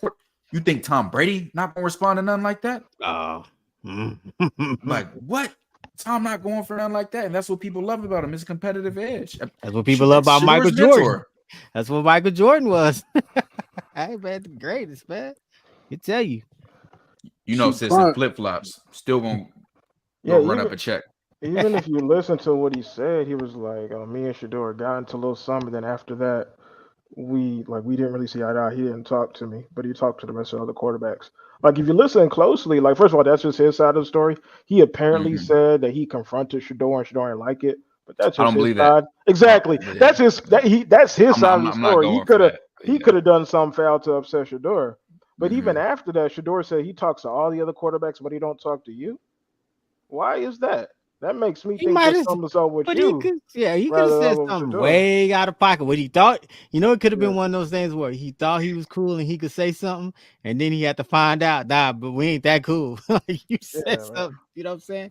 It could be anything, but to bring that, like I said, he threw the rocks. And Shador just like, hey, yo, like he responded to him, but he's not out there. I'm gonna spare you. Right. I'm not, I'm gonna spare you. Come on, man, get out of here. Yeah. It's facts. Yeah, David. We could talk about that because I'm already on my bully with that. Like, we talk about that, but that's not. Is that the commission? Is that the commission stuff? Yeah. It's wild, ain't it? This market is. Hey, I've sold. What is it? May? I sold maybe 15, 20 houses so far this year. I'm on my bully. I'm in a bag. We definitely talk about that because that was some stuff. Said he's a Manning though. All right, who's better? Greatest player of all. If you think Peyton Manning was a better quarterback than Deion Sanders was a corner, nah, bro. Boy, nah, you can't say that yet. You can't say that. You can't say. I'm gonna tell you why. The reason. Oh, I can't. Hold on. I can't say what. You can't. All right, when you compare the Mannings and the Sanders, right? Like now is the liftoff for the Sanders. Like you got. I'm talking Deion and Archie. Peyton. I mean, you can say Archie because Archie ain't nowhere near Deion. Not even in strategy. He's not remotely close. But no, I think he's trying to say because there was like the bloodline was already intact. I think I get what you're trying to say, bro. Right. And this is America. So at the end of the day, this is America. And when I say that, you already know what I'm saying. We all know. Yeah, I was going there too, but I didn't want to say that. Yeah. No, it's definitely. We're not going too deep there, but no. Everyone knows. We ain't gotta do that. But what Deion is doing is like, it's the most perfect thing because he laid the groundwork, he put in the work, and even now he's putting in the work, right? Mm-hmm. But he's and he says it. He doesn't need anybody to tell him like the favors he did for anybody. He'll tell you first, but he's also unapologetic about standing on his ethnicity, who he's with, you know what I'm saying? And he doesn't let that get in the way because his body of work speaks for itself. So now his children, all his children have to do is live. You feel me? Like look at his children. They can do whatever they want, and nobody's gonna criticize them too much because at the end of the day, he's taking all the blows for them. You know what I'm saying? And that's the beauty of like, from this side of the table. I'm a father. I'm black. That's the beauty of it, where you want to see somebody like that win who did it the right way. You feel me? Like he didn't take no shortcuts. He worked his butt off. He's still working. He not cheating the system. You know what I'm saying? He's a man of God, and he got his kids with him. No, he's not God. No, he's not perfect. No, he's not an idol. He's just a regular dude, and he'll tell you that first. You feel me? Yeah. So how can you not root for that? How can you not root for that? So when you see his kids, I don't think his kids are on his level. You know what I'm saying? But you want to see his kids win because you root for him. You feel me? Absolutely. And we come from the old school, so it's like the little homies. You want to see the little homies win because the big homies is then set the foundation. You feel me? I agree. And shoot, that's why we went so hard as Colorado fans and seeing the hate that they were getting. Like, bro, and that's from leaving Jackson State. I'm like, ain't no way this is why y'all dislike him and y'all dislike him this much. Like, that made me so much more passionate and want to go harder as a supporter, is seeing all the stuff that they was going through. Like, that had me hot. That's why I love that Carson Beck Shedeur breakdown. And I guess I didn't never put it in here. I know from very good source that Carson Beck saw that breakdown. Hey, work on your game, man. Get better. Facts. Yeah, very good source. Very good source. And yeah, that's all I'll say about that. I think it was Deion said something like, "Don't let my confidence offend your insecurities." A lot of these coaches out here, man, they just upset because Deion. I feel like Deion has everything. Like, he played in the league. He's a Hall of Famer. He's been on TV. He's got the money. He's got the wealth. He has kids that play football. Kids about to go in and get a draft. Like, they just hate that. Like, they hate the fact that they never got to get to the higher level of a player. They hate the fact that, now he's going to come in our profession. He's going to try to do what we do. It's all coming from that jealousy, man, that envy. They want him to put him in the box. They say a college football coach should be this. They've had this perception of college football coaches for many years, because you never had this high profile of a coach pretty much coach at this level, and with the personality of Deion Sanders, because it's like he's not the first African American coach for a Power 5 school. The difference is them dudes stay in the box. Coach Prime is completely out the box, and it's just that same thing. Like, why y'all talking? Like, y'all haven't done anything yet. It's people trying to maintain the status quo of what college football should look like to them, and they can't handle the change, man. They can't handle. But like I think it's harder for Shedeur because I think that he gets all his father's haters on top of, and they just like, even when we did the back and you get the comments and you be like, are you guys watching the same film breakdown we're doing? Like, it was old, like the narrative is old Shedeur held the ball for too long. So he's the reason why he got sacked 52 times. Not the fact that the offensive linemen's out here getting pancaked. And like, it's crazy. And for them to still throw that many yards with a back injury.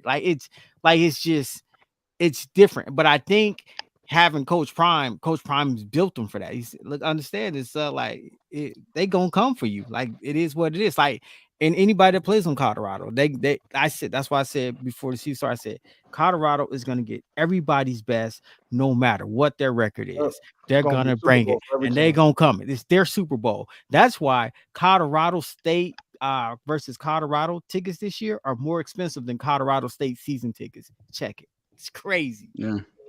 It matters. It matters. They're gonna get anybody's best.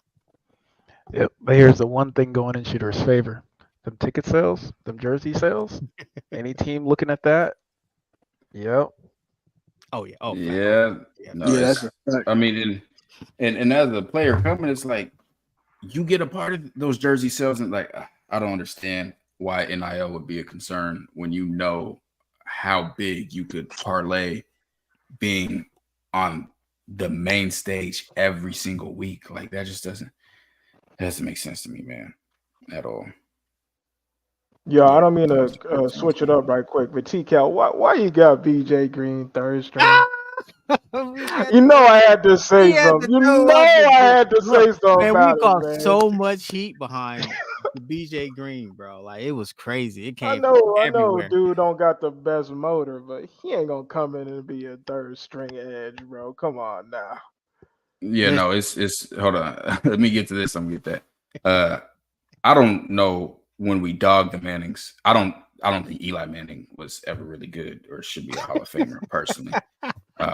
Peyton Manning, yes, but no, hey, it's not Manning, yeah. about dogging Yeah, him. Out of But all Eli, the like, Mannings, Eli Peyton was getting to the definitely the best. hall because Eli getting to the hall. He had 2 lucky nights against Brady, and his last name is Manning. Everything else he did was whack. yeah. Peyton was definitely Now Peyton was the guy. back to the BJ Green. Oh, I watched Yeah, maybe Tupac, that's 5 or crazy 6 work. games, and I'm gonna be honest. Y'all got to show me some plays where y'all see him being elite. And like the games I showed on the breakdown, I think I showed at least 3 games. I showed every single positive play, and I did not take the loafing out of it. Me personally, I did not see the plays where like, okay, it's like I don't know, maybe I missed some play. Like I know I didn't miss no plays. I ain't gonna lie to you, but why y'all bring up Nah, the TK, you BJ straight. Green? You straight. You but straight. yeah, like Because here's the thing. I did not see it. Because the fans, it's actually more the CU fans. Because when I was in on the Facebook group talking about it, and I only said, hey, I just said, hey man, he needs to fix the effort thing because we see the well off videos. We know how Coach Prime coaches. The Mm-hmm. first thing he will cuss out a player if he see him walk on a play. What did Mm-hmm. Coach Livingston say in one of his interviews? He said, man, I could see, look, the person furthest from away the play. Yeah, he He said it said himself. he put it up in the team meeting. He said the way I measure your commitment to your teammates is the distance that you are from the ball at the end of the play. Facts. And Look, and that's a big aspect. But outside of that, like people told me he was one of the best pass rushers in college football. We watched Tyler Barron's film together, CT. woo. That's what people had me thinking that Right. I was going to be watching. And then I see Deion Hayes. Like I see really, really good. Sam Okunlola, he's gone after this year. I'm just going to let y'all know. Facts. If he stays healthy, he's gone. Like he's that good. Even Webb Walker, man. That Like dude, and that's like Webb Walker could turn out to be just monster. insane. So like all those guys are going to play, but I mean, from the film I watched, like y'all got to show me some different film to like show me like, okay, I he's do think the solidified. edge room is deep. I think they see him differently than. No, he They're was bringing on him an in on for a 3 reason. graphic. That's why he was on an on 3 graphic with top edge I mean, players, and he he was had like the number 3 or he had the 4, stats. and then that's why everybody's like that, man. It's Yeah, he had And the stats to back him up. But so, no, whoa, all hold on, stats. no, hold on. Please How don't make many? me bring the stats up in here because Wait, he I did thought not he have had a like pick. 8 sacks. That's what Pro Football Focus said. You know what? I got time for that. Oh, Pro Football Focus said here that. we I go. got time to Hold on. dig. Hey, I don't got no allegiance to BJ. See. Now I have man. I no almost did it. allegiance to this dude. I think our edge I room is one of the deepest. I love to see Sam and Deion Hayes out there. I ain't got no allegiance, but the third string is kind of wild. But what makes it so wild though? I mean, I don't that's what I'm because when trying you to watch say. the other He players, definitely gonna be in the 2 deep though, man. But I can tell you for a fact he did not have 8 sacks. Pro Football Focus said he had 8. ESPN had either 6 or 5.5. That shows you how much Pro Football Focus knows. And that's what I was saying from the start. I'm like 6 sacks. Like I better see just him blowing people off the ball like constantly. And I didn't see that. And yeah, y'all trying to get me to so people can start clipping this and running. Yeah, I'm not trying to. you know, all I that had heat to bring it. I again. had to bring it up for He the tried to put us Twitter close to the peeps, man. sun. You know, the same thing with Pro Football Focus. They just talked about this last week also. Pro Football Focus is being criticized for You were hurting. going for that comment. They're hurting the scouting, and especially with the high school kids. So what they're doing with the NFL, they've implemented Pro Football Focus and these other things to give ratings, but that actually takes away from the scouts actually doing their job to figure out the real talent or the intangibles of the player. So now these teams and these coaches or scouts are looking at Pro Football Focus and they're only looking at the ratings, and they don't really know the tape of the player. So we look at the rating, and this is hurting the transfer portal, and this is hurting when schools sign these players after looking at Pro Football Focus. They did a write up on this, like I think last week. Yeah, no, I believe it for sure. Javon, DNVR guys hit us up, but it was good. I'm not gonna say what that's between us, but no, we were straight. Because y'all had me. That was the first sighting of TKL, because y'all had me on Twitter hot. Like, yo, y'all not gonna tell me that I'm not seeing what I watched on film. Like, I'm not, because it's gonna be a whole list of clips. It was like an hour and some video. I was gonna post 10-second clips for the rest of the night. You're gonna see 1,000 10-second clips all over Twitter. I asked you about it today.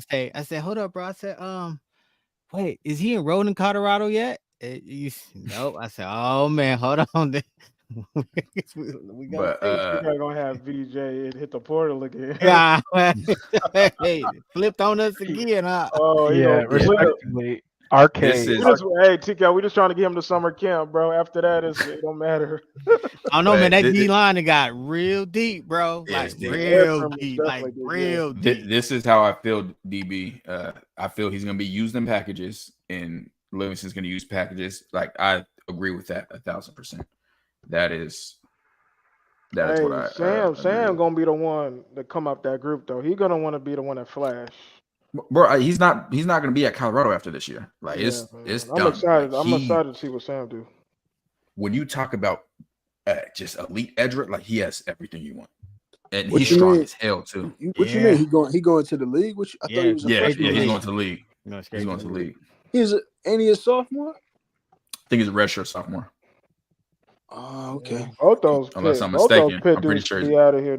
Both of the pit dudes, both of the DNs is gonna be gone. They could be out of here. Mm-hmm. Hey, because TCal, didn't you say, man, I can't watch the games in real time like on TV because I have to watch on like all 11 film or all 22 film in order to accurately assess a player? Because I watched that video, that arcade, when they mentioned you, and was like, I was at the game, and I'm like, yeah, you know what I mean, like, you ain't watching him the whole time. You're not. Yeah.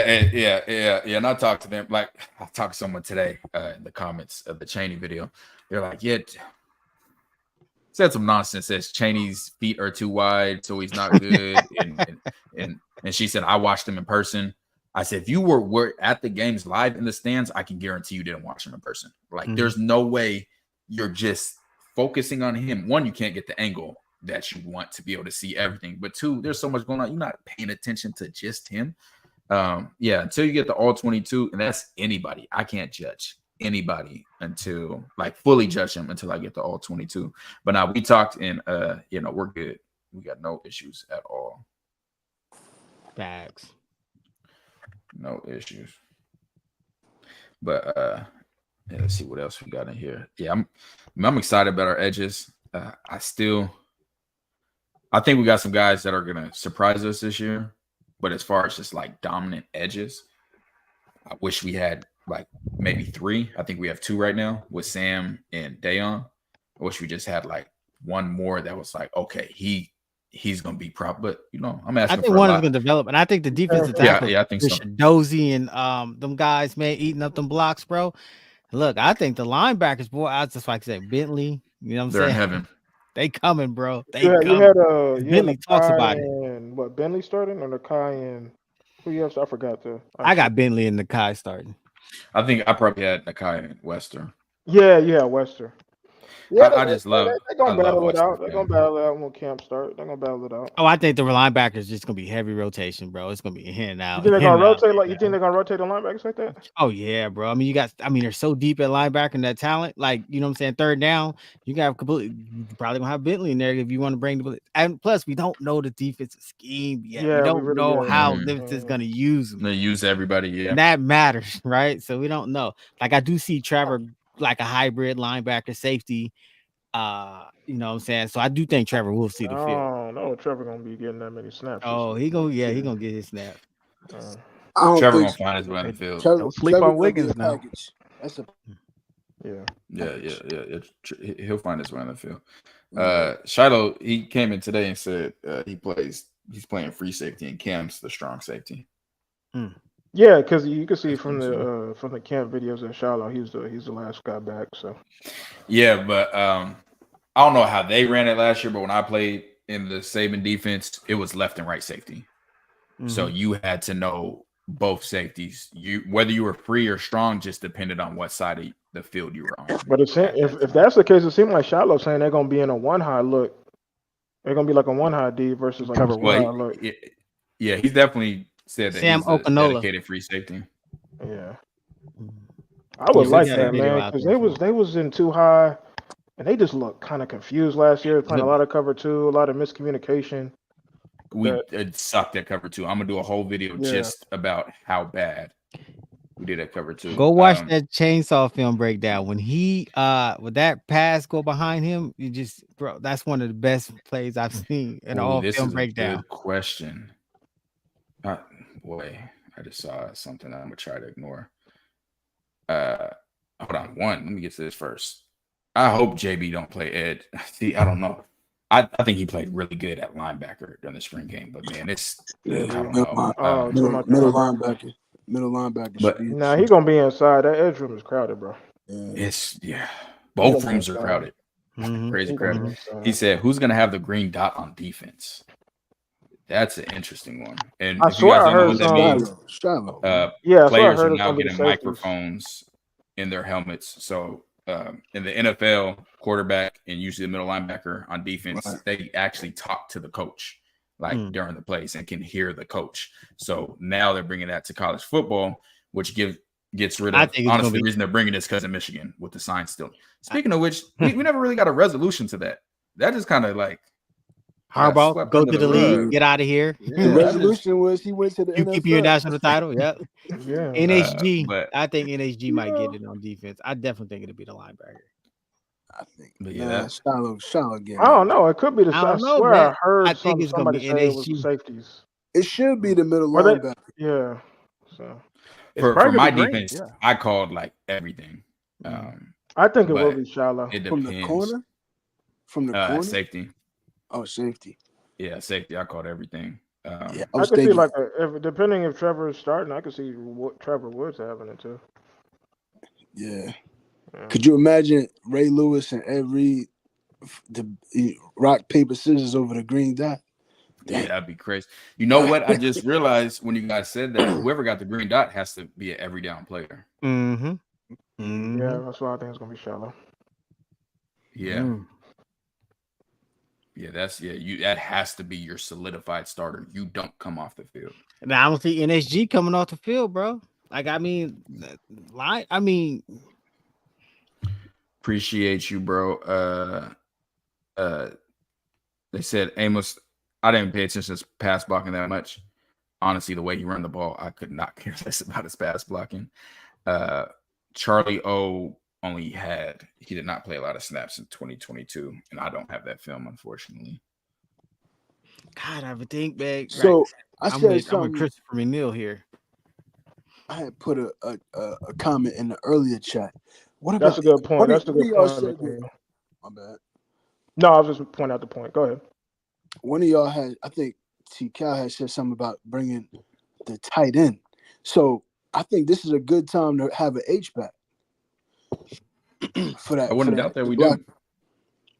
Yeah, I wouldn't doubt that. And the H-back is basically a hybrid between a tight end and a running back and a fullback. So it's like a mixture. A lot of fullbacks play that position, but when we're watching the Nikai Hill-Green video earlier, when I was saying he was reading the guy slicing across, that's who it was. He's usually lined up maybe half yard or yard behind the offensive tackle on either side, sometimes the guard. But I don't think that's a bad idea. Yeah. You think we're gonna even see the tight ends, man? I think they're gonna be 10 personnel. No, they're gonna see the tight end, bro. They're gonna stay at 10 personnel, bro. Yeah. Right now, I think it's gonna be more 10 personnel than 11. Yeah. Until They're trying to get them weapons on the field, man. Like, receiver room is deep. They're trying to get those guys on the field. Receiving room is crazy deep. Cardell Russell. I'm not even talking about the freshmen coming in with Draylon and Cam Michael. You still got Hey, so many players, man. I know a lot of people thinking about this. Excuse me. I can't wait for you to do the breakdown on the VTech quarterback. Because if he don't go to the draft, he coming over next year. Yo, he so? just put up a decent season. You already know. You already got the prime shoes. Yo. You already locked in. Yeah, and that's why I told people were like, what about the quarterback situation for next year? Like, we're gonna get someone out of the portal. I'm gonna let you know right now. You see all the weapons that we still gonna have? Quarterbacks are gonna be begging. Flock here. I'm not. Yeah, I'm that's not not gonna be a about problem. Because the only people that be like Trav, Will, that's it, right? Because Wester. Wester, yeah. And Jimmy Jimmy, could leave, but Jimmy do got another year though. If you don't want to leave, he does. yeah, he got 2. I did not know that. Yeah, Jimmy got 2. I think 2 extra years. Yeah, I didn't know that. I thought Jimmy this was got to go, bro. Jimmy got to jump. It's his time. It's his time. Because next year it's gonna be too much. If he don't put it like this, if Jimmy don't perform to the point where he can be draftable this year, it ain't no reason for him to stay next year because everybody's gonna surpass. Oh, no, man. I love Jimmy, I really do, but man, I love Jimmy too. Yeah, I love Like, Jimmy too. so many. Did we post this breakdown yet? It's gonna be only so many. In Patreon. I don't think we put it on YouTube yet. If TK, if Jimmy watch your videos, right? If you do a breakdown, if he just increase his foot speed after the catch, Jimmy will be crazy. Like we already did his breakdown. Did you watch it? It's in Patreon. Yeah, okay. It's in Patreon. No, I ain't even sure. I watched like half of it. Yeah. Yeah, there's some good that you see there. I want to see him improve his route running. Everyone says he runs 4.3. He said he wants to go for the 4.21. I need to see that on the field. I haven't seen that. Like, I've played receivers where I'm like, hey, he's rolling, and I don't see that like in his routes. Like, I've covered Calvin Ridley, same speed. The routes look the same speed, whether it's a hitch route, whether it's a comeback or a go route. You have no idea because it is full speed. That's how LeJounte looks running his routes. Yeah.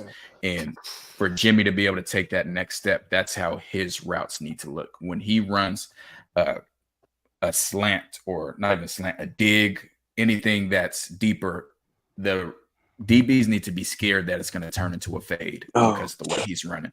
He wasn't doing that much. I feel like it's because of them option routes, probably. Don't you think? He calculated. Yeah, I mean, he probably was thinking out there. But I'm saying he kind of take a little bit long to get into his routes. Like LeJounte, I feel like he's in that. Bro, he's rolling from LeJounte is different though. Yeah, but he's different. Every time I see LeJounte put the brakes on, I think he's gonna break his knees. Like, he goes full speed and shuts it down. Like, it's crazy. Like, his route running is top tier. So I would imagine that Jimmy's gonna get better being around LeJounte as well. I hope so. Facts. On that well-off video, Jimmy was talking about this run he had in high school. And I seen it, like, I think Cheryl C did a video, and also you could see it in his highlight film. He caught the end around, and he just hit he just made a cut, and he was gone. He don't do that in college. And, Go ahead. No, but I think what's going to help Jimmy out a lot is all these new talent coming in around him. Like, I mean, it's just like you put Jimmy and LeJounte on the same side, defense coordinators, you got a problem. Like, that much speed on one side of the field is going to be a problem. Jimmy is that dude, yo. He that dude, and I want to see him. I want to see him at his full potential, man. Hey, correct me if I'm wrong, but wasn't the issue, one of the things I had with Jimmy is like he dropped some balls, man, more than he should have. He dropped what, 5 passes, 5 or 6 He's a receiver. Yeah, I don't think he dropped. He's a receiver. No. He has some drops. I don't think it was like overly egregious, but no, he definitely has some drops. I think those were blown somewhat out of proportion. But most of the time it was concentration drops. Like, he had a few concentration drops. Yeah, I agree with this. Wester looks faster on the field than Jimmy, even though Jimmy's faster. But I mean, Jimmy you had watch 58 catches for 83 targets last year.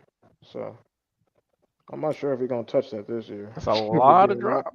If we're being That's a lot. honest. no. No, Those no, are no, no no, drops. no, no. All those No, are no, drops. no, no. Yeah, No, that, those are drops. they gotta That wait. would be crazy. That would be That wild. would be crazy. Yeah, That's a no, lot that, of drops, my friend. He'd been deep in that portal. But yeah. Nah, he wouldn't even seen the field if he would have been had that many drops. Yeah. This one, if you've seen the Jimmy breakdown, I do not agree with this. I watched that, and initially I blamed it on Jimmy. If that was a slot fade, which I'm almost 99% positive it was, if that ball's out quicker, Jimmy walks into the end zone and doesn't get touched. It was still a hell of a play by Jimmy too to even get his hands on it and come down with it. That's what I agree. I think Jimmy saved it from being just an initial pick. Yeah, that one, I'm telling you, when you see it on the all 22, I don't think that's on Jimmy. Yeah, so go on Patreon, watch that Jimmy Jimmy breakdown. You'll see. Shit, we might have to put it out tomorrow. Jimmy Horn been in there for a little bit. Shit, we got more to drop in Patreon tomorrow. We dropping in Patreon basically every day. Every day. We're trying to get to 300 so we can get CT to quit his job. So if y'all not in there, speaking of that, I got to get ready to go. I got to go to work in 4 hours. Bruh. See, Man, y'all bro. see, that's what y'all do. I gotta shut it down. See what y'all do. So yeah, we'll take some last questions from y'all and chop it up for a few more minutes, and then we'll hit it. No, we good. Hey, See, TK, I gotta drop this because I was that dude that was suggesting the Discord, man. I'm telling you, Patreon's like chat is just vanilla and lame. I'm telling you. It is, but we have like a lot of older demographic. That Discord is like I play Madden, so I be in Discord, but like we'll do a Discord in addition to the Patreon if some people, just want to be in the Discord as well. But I think Patreon for some people are simpler because I mean Discord you can do a lot. You can definitely do a lot in Discord for sure. Yeah, because y'all don't even have to be in the room, man. Because they got like voice chat channels where fans just want to drop in and we just chat it up ourselves, man. It's that building that community, man. Yeah. We'll definitely add that in addition. We'll do that this week. Appreciate that. Would be dope. Hey, you're gonna have to implement a coin flip for NCAA. For whoever. Nobody's in Colorado. Nobody's in Colorado. We're just gonna use Colorado. Yeah. I don't think anybody can use Colorado because regardless, people are gonna be hot. So we just gonna have to go around them. But I promise you, I'm poaching in the transfer portal. I'm getting who I want out of that team. I'm tampering. I'm getting USC, so I can go ahead and get all those Colorado kids stay close. Yeah. I'm getting Indiana. And Notre Dame, just so you know. You and Pons? Me and Pons gonna get it in. It's gonna be real scrapping. Notre Dame. Let's get it. Yeah. No, you can get Notre Dame. This dude said Peggy finishing the game. I'm asleep. He said, "Yeah, oh my gosh, I expect that from North Dakota State for sure." Hey, appreciate you, bro. Appreciate you, fam. You know what it is. Don't join that Patreon if you ain't on yet. Yeah, we'll do that. I might do a Discord for sure. We got to look into it, bro. Oh, CT, he said that's for your coffee. Good looking, bro. Appreciate it. Yeah, we're trying to get CT to get his job. So yeah, like we're talking about the Jimmy Horn, that's been in Patreon for over a week. So if y'all want the early access and stuff, if y'all want to be able to come on the panels like these, if y'all want the private watch parties that are happening, the private chats where I give info before everybody here. Like shoot, I was posting Amos clips of film I haven't released yet in the Patreon this week, but now it's a wrap on Amos. Yeah. They never gonna see that. Last point. You seen Coach Riz do the bat signal for the Lux.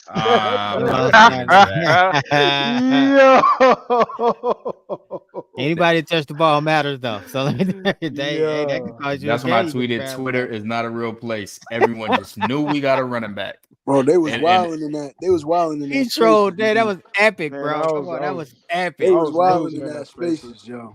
Man, I was in there. Yeah, I ain't gonna lie. I got a different opinion on that. Yeah, that's right. Long snappers matter too. Yeah, I ain't gonna say it. Yeah. Hey man, long snappers mean as much as the QB.